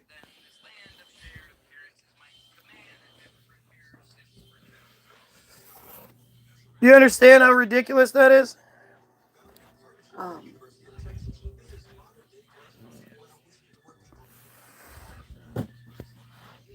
To cover up the fact that they killed this guy and that they were dead to rights with this pedophile thing, they did the Gulf War. Like it's all right there. It fits. That I shouldn't be able to make that connection. One of the biggest proponents of this whole Franklin case was a guy called Ted Gunderson. Ted Gunderson was a former FBI chief. Ted Gunderson. He was the head of the Memphis office and the LA office and another office. Interestingly, Lawrence King went to the University of Nebraska in 1970. Guess what school Ted Gunderson went to in 1950 and was recruited straight out of to be in the FBI?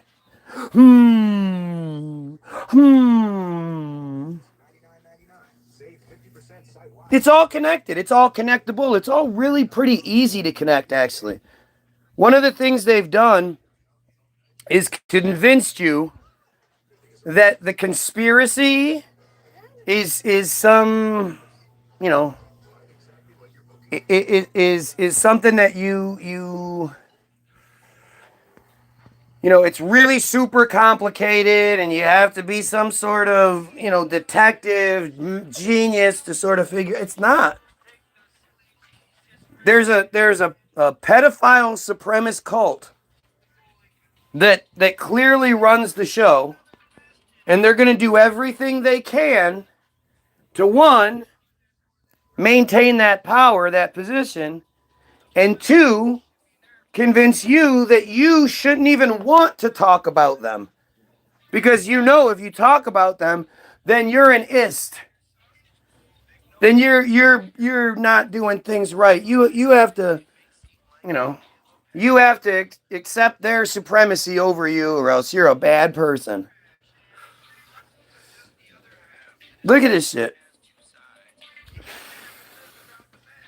Look at the people addressing the video. They're addressing the video, but they're not actually you're right, dude. These pedophiles are blah, nothing along those lines. Just more and more distraction. More and more trying to keep anyone who might be try to find any sort of ad hominem they can focus on. What's ad hominem, you ask? Well, Let's find out.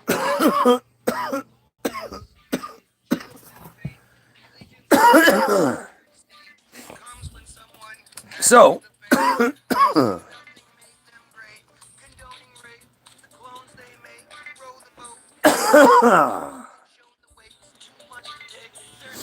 ad hominem, short for argumentum ad hominem, refers to several types of arguments where the commenter, that's you, attacks the character, motive, or some other attribute of the person making an argument rather than the substance of the argument itself.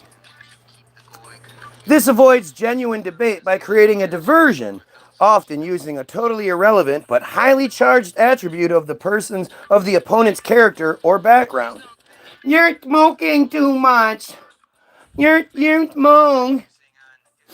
The most common form of the fallacy is that person A, little me, makes a claim of fact to which person B, you dumbass, asserts that person A, again me, has a personal trait, quality, or physical attribute that is repugnant, thereby going off topic, and hence person B, you, concludes that person A, me, has their fact wrong without ever addressing the point of the debate. You see, it actually has a word. Somebody said, it is a personal attack. A common misconception is that an ad hominem attack is synonymous with an insult. This is not true, although some ad hominem arguments may be considered insulting by the recipient. See, I look at it completely differently, right? I see it as these are the people that are here in some sort of negative capacity. They're not here.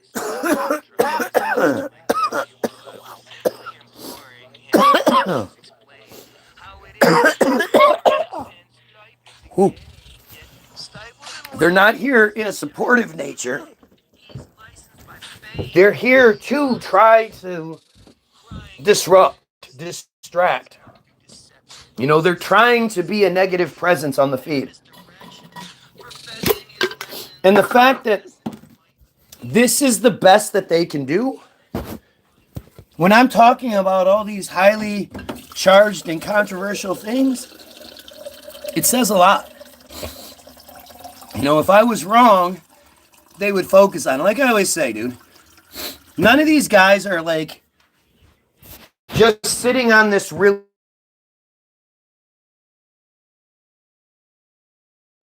make me look stupid and all that stuff.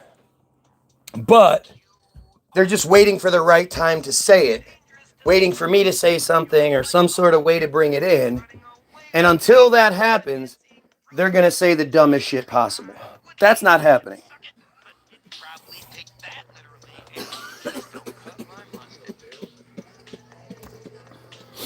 You know, this is the best that they can do. So all of that ad hominem is them basically saying, you know, you're right about everything else you say, but I have a job to do, so I'm gonna say stupid shit. Like that's how I take it. So you know what? I'm a crazy conspiracy theorist, so.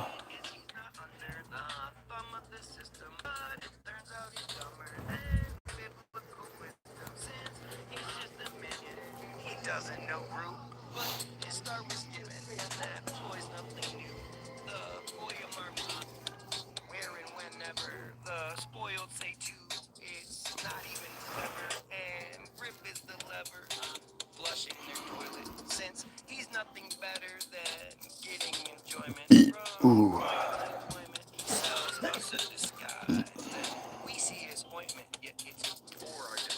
Proto-Zionism. Proto-Zionism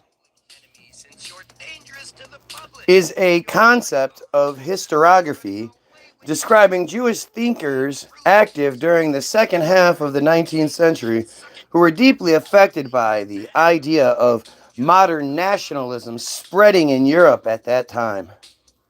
Right? A whole bunch of different people coming together under the banner of a unified country. Not like, hey, we're all the exact same, because that's not what Europe is. But the nationalism sweeping Europe is that people are starting to just say, hey, instead of being all of these individuals, we're sort of a together thing. But the Jews went, oh, well, that means we need to have our own thing, sort of. Because literally, according to their fake narrative, they've always been like that. If you look at the Bible is a Jewish fairy tale. All of the characters, the main characters, are Jews. They mention the Gentiles periodically, but it's more of like a those Gentiles over there kind of situation, not us Gentiles. But all of the characters are Jewish. They're all just Jewish fairy tales, including Jesus, right? Jesus is a Jew. Jesus is a first century Jewish preacher, according to, from the Davidic line. Like it's all just bullshit. And if you look at the way the world works now, where they take from us and give to them, it mimics the Bible in that regard. Because in the Bible is full of these stories where, like, so one of the best parts is the Abraham story. Again, you know how all three of them are Abrahamic religion, right? The entire Bible is a fairy tale. It's not, though. It's not a primitive comic book in that comic books are for entertainment. The Bible is for control, right? It's fake as shit, no doubt, but it's specifically designed for control, and that control is about taking the power away from the Goyim and giving it to the chosen. I mean, if you look at the Bible, if you're not one of the chosen people, then you're a slave. Everybody that isn't chosen is a slave. And really, they believe upon the return of the emergence of the Messiah, then every single one of them will have 2,000 of us as slaves. That's what they believe. Look it up. 2,000 slaves per friar.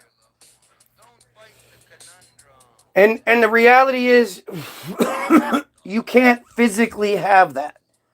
There's no way these weak little fucking inbred gremlins would be able to control 2,000 vastly superior Goyim. Like physically, openly, right? But if you look at it from a figurative standpoint, that it takes 2,000 of us either, working, producing children, creating, whatever it may be, so that they can have their lives, well, then things kind of make a lot more sense. When you look up that town in northern, in upper Maine, or in the upper northeast, where the people have an average of 10 to 18 children. None of them work. They all live off that government tea. And they all live in mansions and shit. It's all right. Like, it's all right here. None of it's real hard to see. None of it's real hard to understand. It's just kept from you, so you just don't get a chance to understand it. They sought to establish a Jewish homeland in the land of Israel, where people already existed, and where the notion of their stupid ass Bible again. So the whole idea of the Abrahamic religions. You guys know who Abraham is? Abraham is considered in Christianity to be the father of all religious people. In Islam, it's the father, he's a prophet. He's one of the highest ranking prophets of the book. And in Judaism, he is the father of the Jewish people. Now, you know what's really interesting about Abraham? Especially considering he's the father of the Jewish people? Abraham was originally called Abram, and Abram was married to Sarai. Sarai was his blood sister, younger sister. In their 90s, they hadn't had children yet, thankfully. But Abram built one of the God phones that only the Jews were capable of building back then. And they would build these phones, and God would come down and talk to them, or I don't even know how it works, but God would be like, all right, you see everything from this point to that point, that's all yours now. Go tell all the people in that town that everything belongs to you and that they all owe you money and whatever. And that's basically what the Bible says, just repeatedly. That they would have conversations with God. God would suggest land from here to there, say it's theirs. And the funny thing is, none of them spoke to the same God. Every time he would appear before them, he'd be like, I am the G who is the funk of the season. And then the next time he'd be like, I am he who says I am as he is him I am. And the next time he'd be like, I am the Almighty who is mightier than the mightiest Mighty Mouse. Like he would say all these goofy things. But he told Abram that he would now be Abraham and that his sister wife, Sarai, would now be Sarah. And that even though they were in their 90s, which, you know, it's funny because the Bible tries to tell you that people live to be like 800. But they don't account for, like, they don't say there was a slowed down aging process. When Abram is 90 years old, he is a old 90. And he even kind of laughs at God, and he's like, God, we're in our 90s. How is she going to have a kid? And God's like, trust me, she's going to get pregnant because I know you 90-year-olds, you're banging all the time anyway. And lo and behold, the new Sarah was pregnant with Ishmael, call me Ishmael, by, you know, her brother husband, Abraham. It's so fucking insane.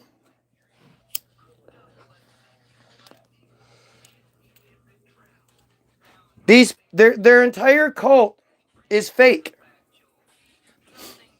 You know, you believe that it's the oldest. The thing is, all of their traditions were oral for centuries. So there's no evidence to show that, you know, until they start, somebody was like, hey, maybe we should start writing this shit down, is the narrative you're given. What most of you don't realize is that Hebrew was actually invented in the late 1800s, early 1900s, by a guy called Eliezer Ben Yehuda.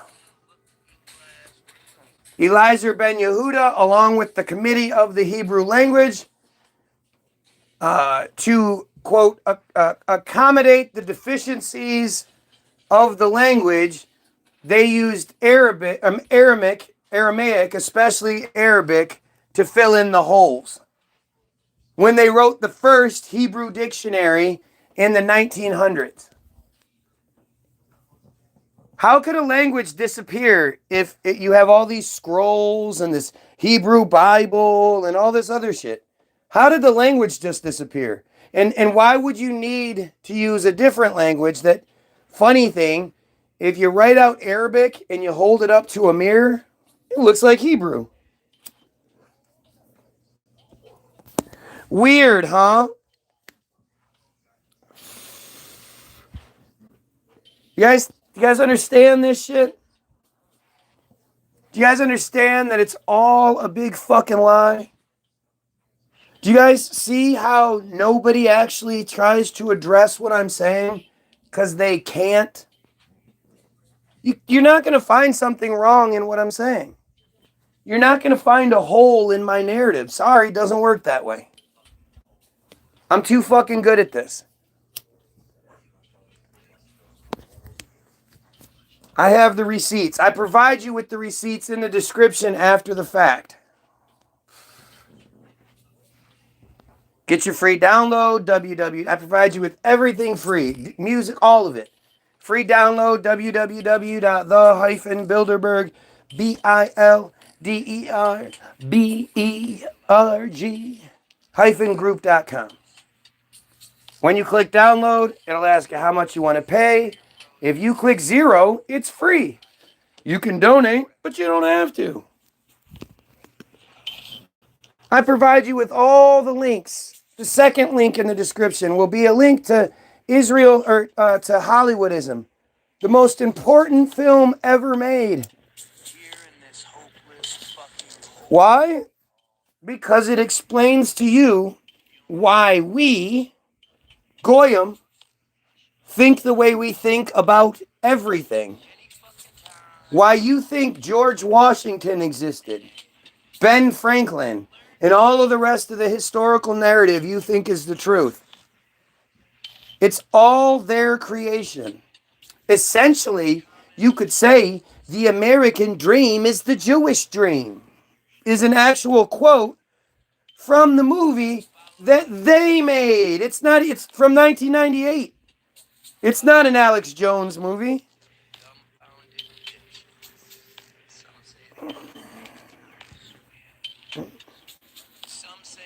Oh, are you using pedophile code there? 14 years, 1 subscriber? I think you might be using pedophile code. Give you one last chance, but we'll see.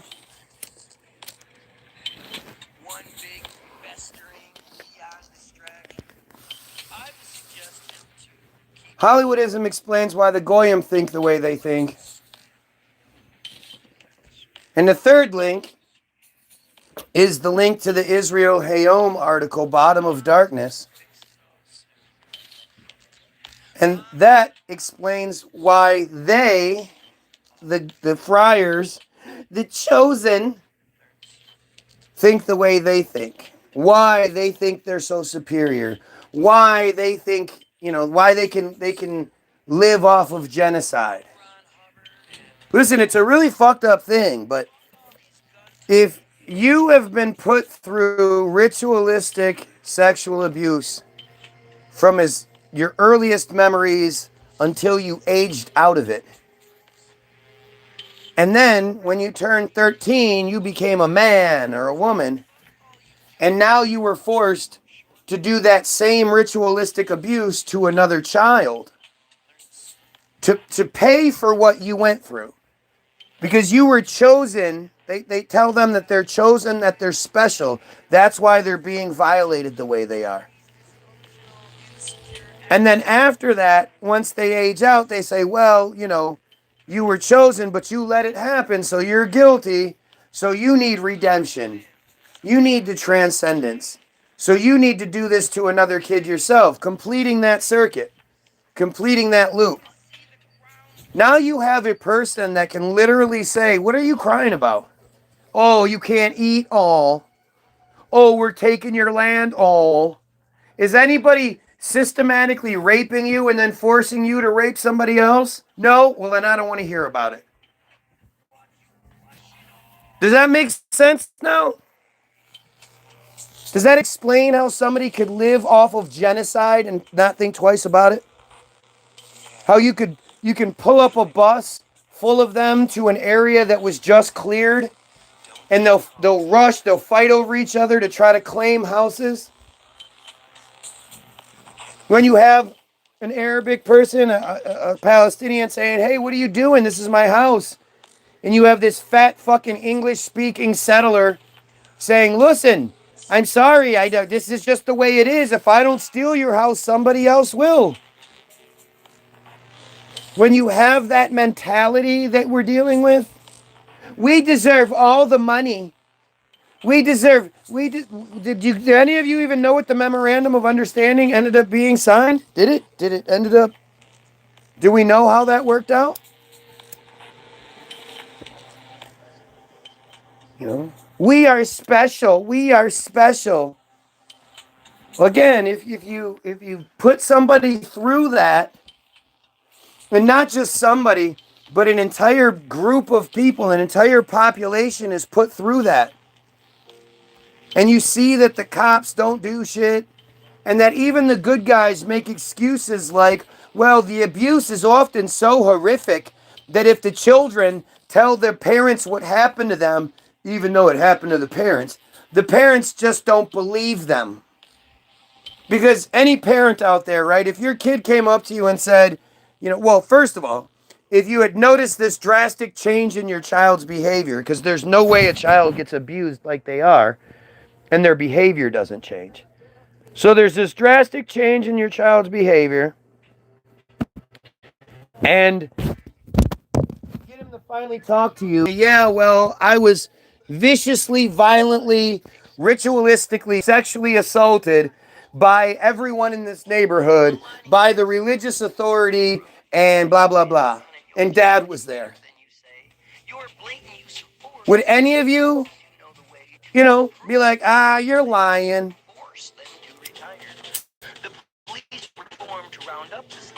As good of a dad as I am, is as unbelievable as it would be, if that's what happened, if my kids suddenly changed their whole attitude, got all weird, and my wife asked them, what happened, and they said, well, Dad took me to a place where he and a bunch of other men fucking sexually assaulted me and shoved religious iconography in my body. You think my wife is going to be like, stop lying? She's going to call the police immediately. If not, she's going to call the family. That's more than likely what will happen, because she knows the police wouldn't do anything. So she would call the Greeks, and I would disappear. There wouldn't even be an investigation. She would just go with it, because it would make sense. Child gets all crazy, starts acting weird. And then he says, oh, it's like, that's what she would do. There's no reason why my kid would lie. Why would a kid ever lie and say that their parent did that to them? It's never going to be a lie.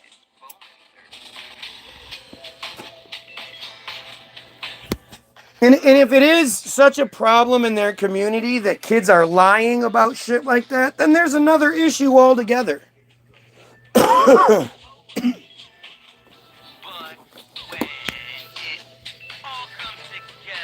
But the good guys say, the cops don't have enough resources. The Israeli police don't have enough resources to investigate these things. So most of these cases are opened and closed, same day kind of shit. Makes sense, doesn't it? That's how you would believe things work? Israel's apartheid of Palestine is disgusting, but the Goyim keep on trusting everything but what we see. Why the toilet always flushing unchecked drilling. But it's not all up to you. Thought you're not unlocking out when you strike back. I'm no Skywalker. I mean, it's all here, man. Proto-Zionism, just look it up. I'm just the talker. It's impossible for me to know that. Nebraska's governor just signed something forcing turning points in all of their schools in the entire state. I was going to say, wow, that's fucked up. You should ask her if the University of Nebraska is known as a hotbed for FBI recruiting. She said that they just passed a rule pushing Turning Point, saying Turning Point has to be in all of the schools? All of the public schools have to have what? I don't understand. Yeah, I know, but what are they going to... I don't understand what they would do. How? Would they... Like, is there like a... What... There has to... Right.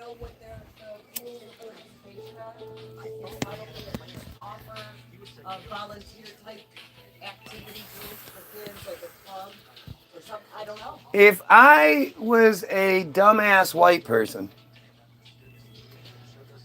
I would absolutely be looking into this whole Erica Kirk Romanian fucking pedophile. Like, Erica Kirk is a bad person. You know what's crazy, too? If Erica Kirk had her natural black hair color, brown hair color, she'd look a lot more chosen than she does. That blonde hides her chosen, doesn't it? Shabbat shalom. Shabbat shalom.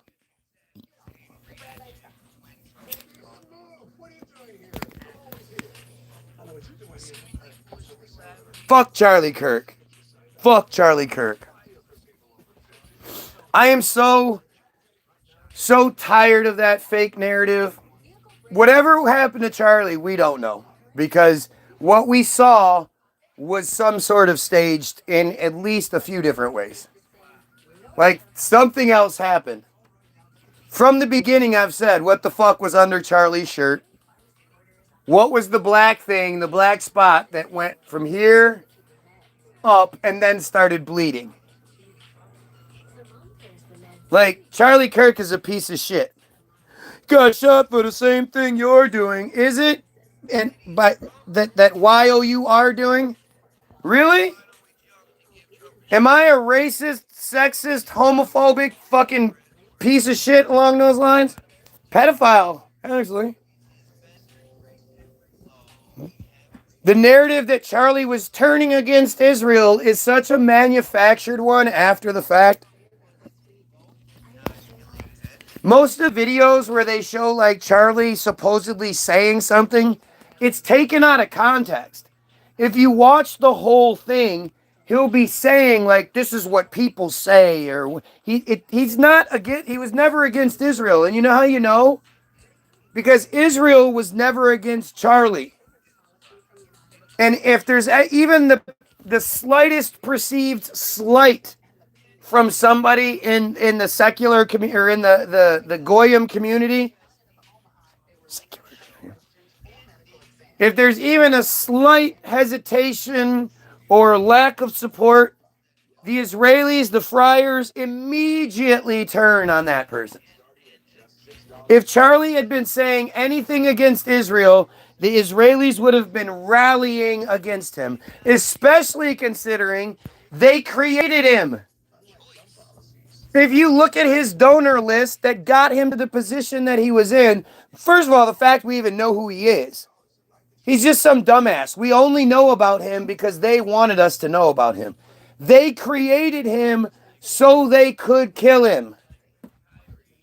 It was the plan from the beginning was to get to that point and then fake the shooting. That's why they made Charlie what he was. And if you look at his donor list, it looks like a bar mitzvah sign-in sheet.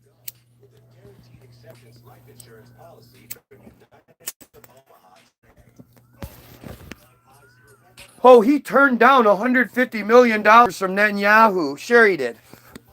I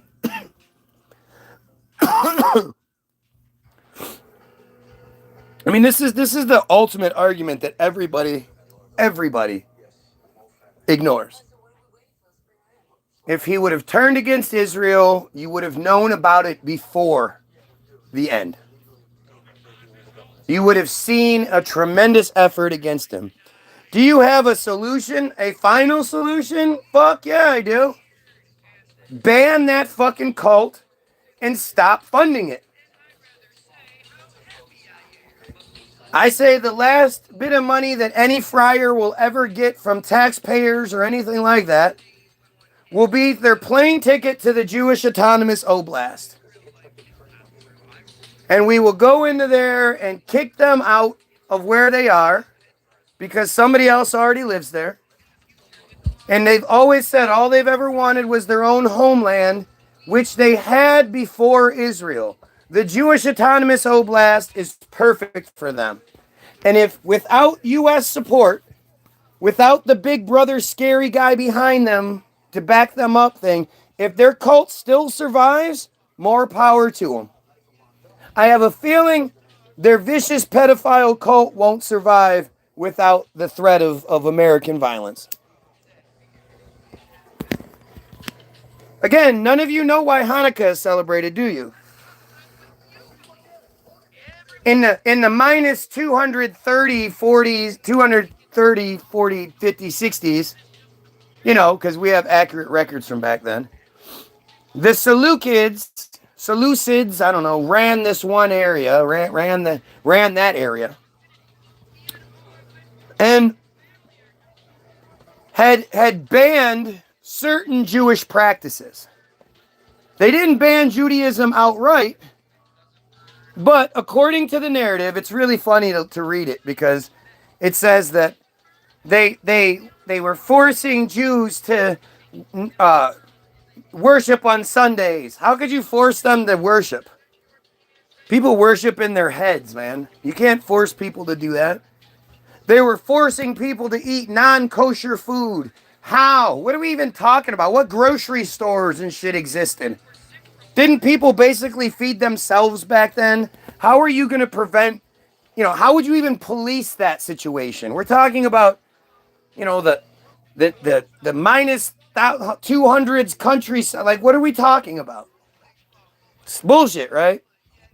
It gives those two examples, and then it says the third thing was that the ritual associated with circumcision, along with circumcision, was banned.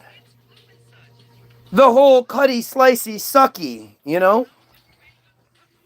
And so, at some point, this guy, Jonah Maccabee, you'll hear him say things like the Maccabees, blah, blah, blah. You hear that a lot. Jonah Maccabee had enough.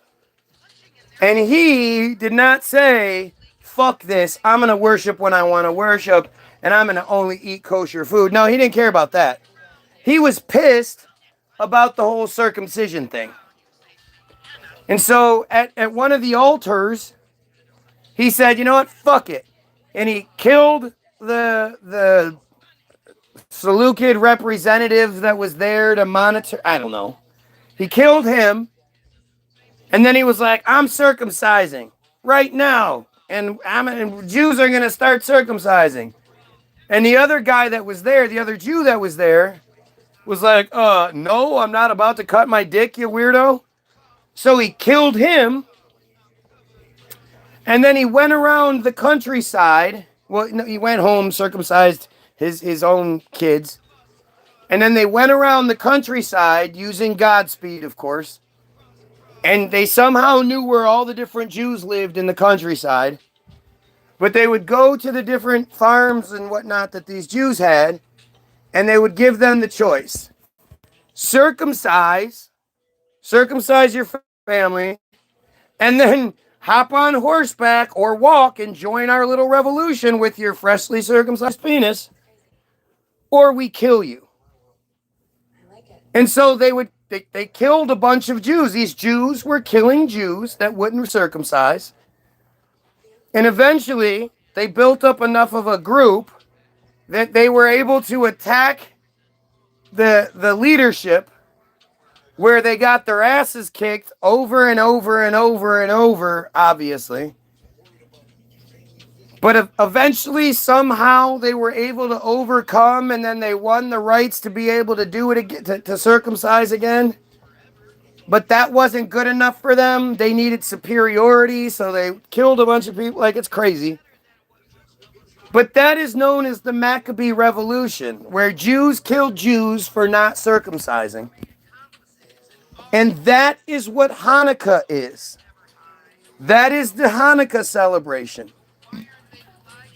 That's the thing we're all forced to endure every year at Christmas time. Christmas is all inclusive. Everybody can celebrate Christmas. Christmas is a beautiful thing, beautiful time. Everybody can celebrate Christmas together. Hanukkah is very, very exclusive. And it's dumb, and it's weird, and it's all about celebrating fucking circumcision, you guys.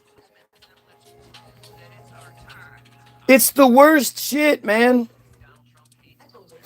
It's the worst, and that's who controls the narrative.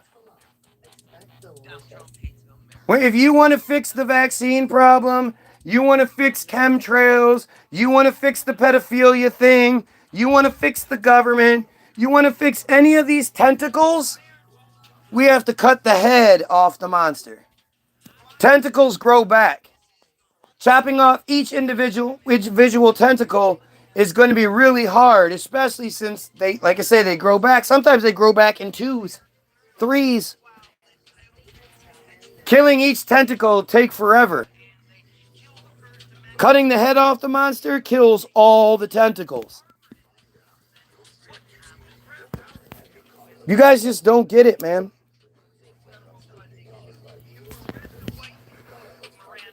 This is about how do we make life better for everyone.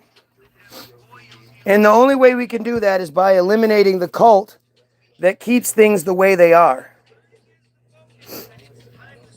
You guys know that in between 1877 and 1892, over 300,000 patents were filed with the U.S. Patent Office. This is before we have telephones like everywhere. Starting with the telephone patents in 1876, but that didn't mean telephones were in every house. Most of these patents had to be filed in person. I would imagine all of them had to be. You couldn't just phone in. You have to go to the patent office. If you take out the weekends, you total up the days, and you take out the weekends, they're doing 80 patents every day. One every 6 minutes. Do you honestly, does that even make sense? The U.S. Patent Office is filing new patents, new inventions, new this, that. In the 1800s, one every 6 fucking minutes.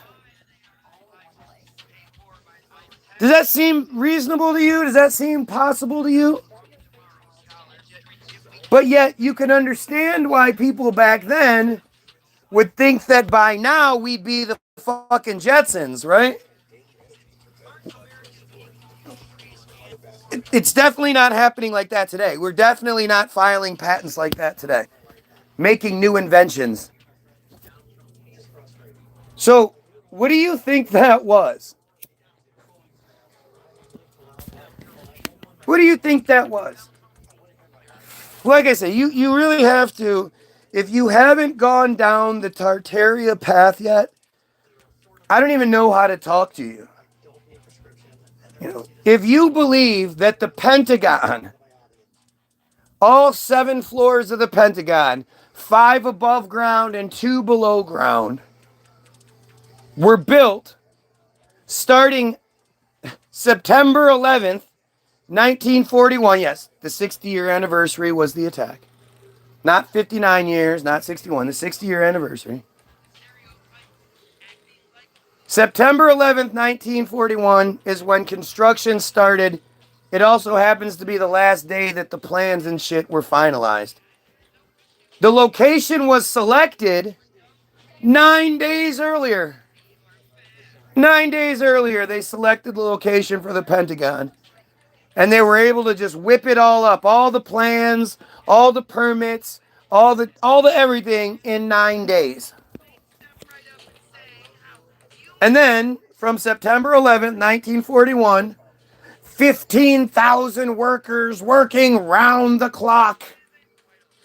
And because they didn't have the red tape that we have today, so they could do things that we couldn't do, they were able to dig 2 basements worth, pour those basements, somehow have all of that concrete set, and then build all of the all the part of the Pentagon you can see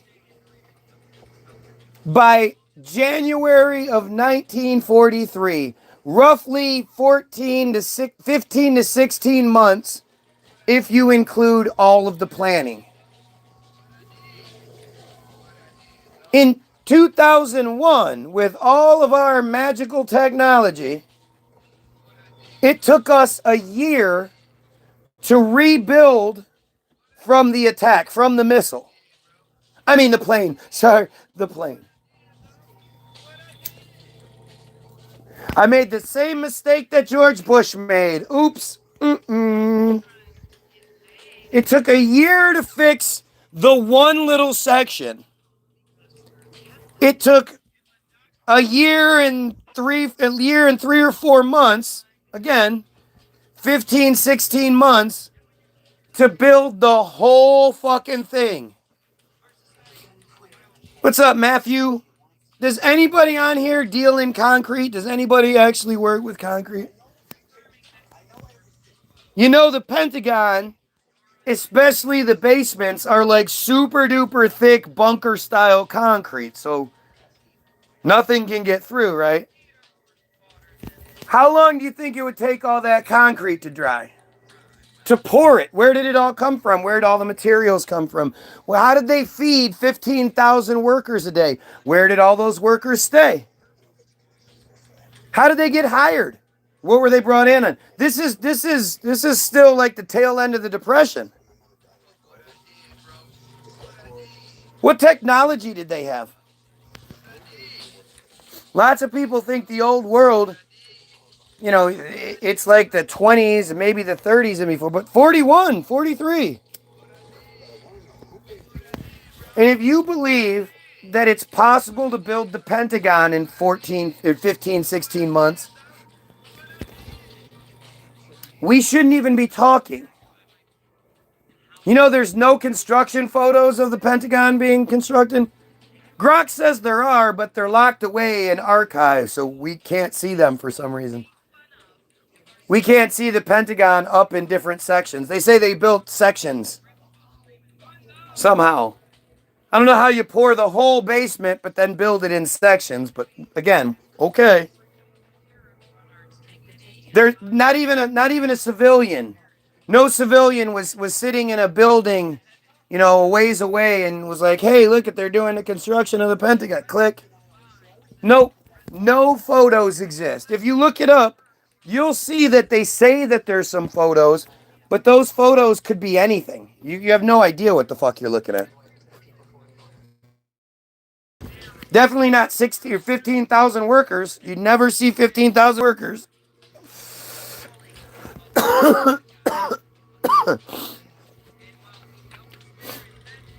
So there's a real big,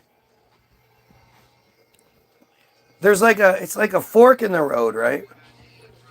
If you're not at the point where you're questioning everything about the past, like I don't believe any of it. I don't believe George Washington existed. I don't believe in Ben Franklin and all that other bullshit. I think these are all just fantasy made up characters. The Civil War and shit like that, that's all just bullshit. It's all bullshit. If you've ever even been to like Arlington and shit, how could you even have, if you look at how close they have the graves to each other, the ground would fall apart. You would have all of these cavities, right? Like where there's not enough room for there to be, like the coffins would have to be touching each other and shit. There's not coffins there. They're just stones. The photos are with the instructions that go to the moon. Exactly. They lost it. The telemetry data on how they did the greatest achievement known to man. In 1969 to 76 too. It's not like this is ancient history. Greatest achievement known to man, leaving this planet and going and landing on a celestial body, somehow taking back off from that celestial body, picking up all the equipment that you left, the lander launcher, the camera that was filming it, folding it up into capsules Dragon Ball Z style, because it's not in the fucking lunar lander that splashes down. When you see what splashes down, where the fuck did all the pieces? Where's the rover? Where's all the rest of it? Where's the launcher? Where's the this? Where's the that? But we did that. We went there. We launched, came back. and the nuts and bolts of it, the how we did it, the telemetry data, we lost that. You better believe we did it, but we lost the proof. Anyway, I'm exhausted. You guys have yourselves a wonderful afternoon. Go check out all the links in the description. Nothing but receipts and great music. So go check it all out. Have yourself a wonderful day. And all of you fucking piece of shit, pedo, friar, pedo piece of shits, you kill yourself. Kill yourself. Wait for it. Okay, kill yourself. That's not very nice. Mm-hmm.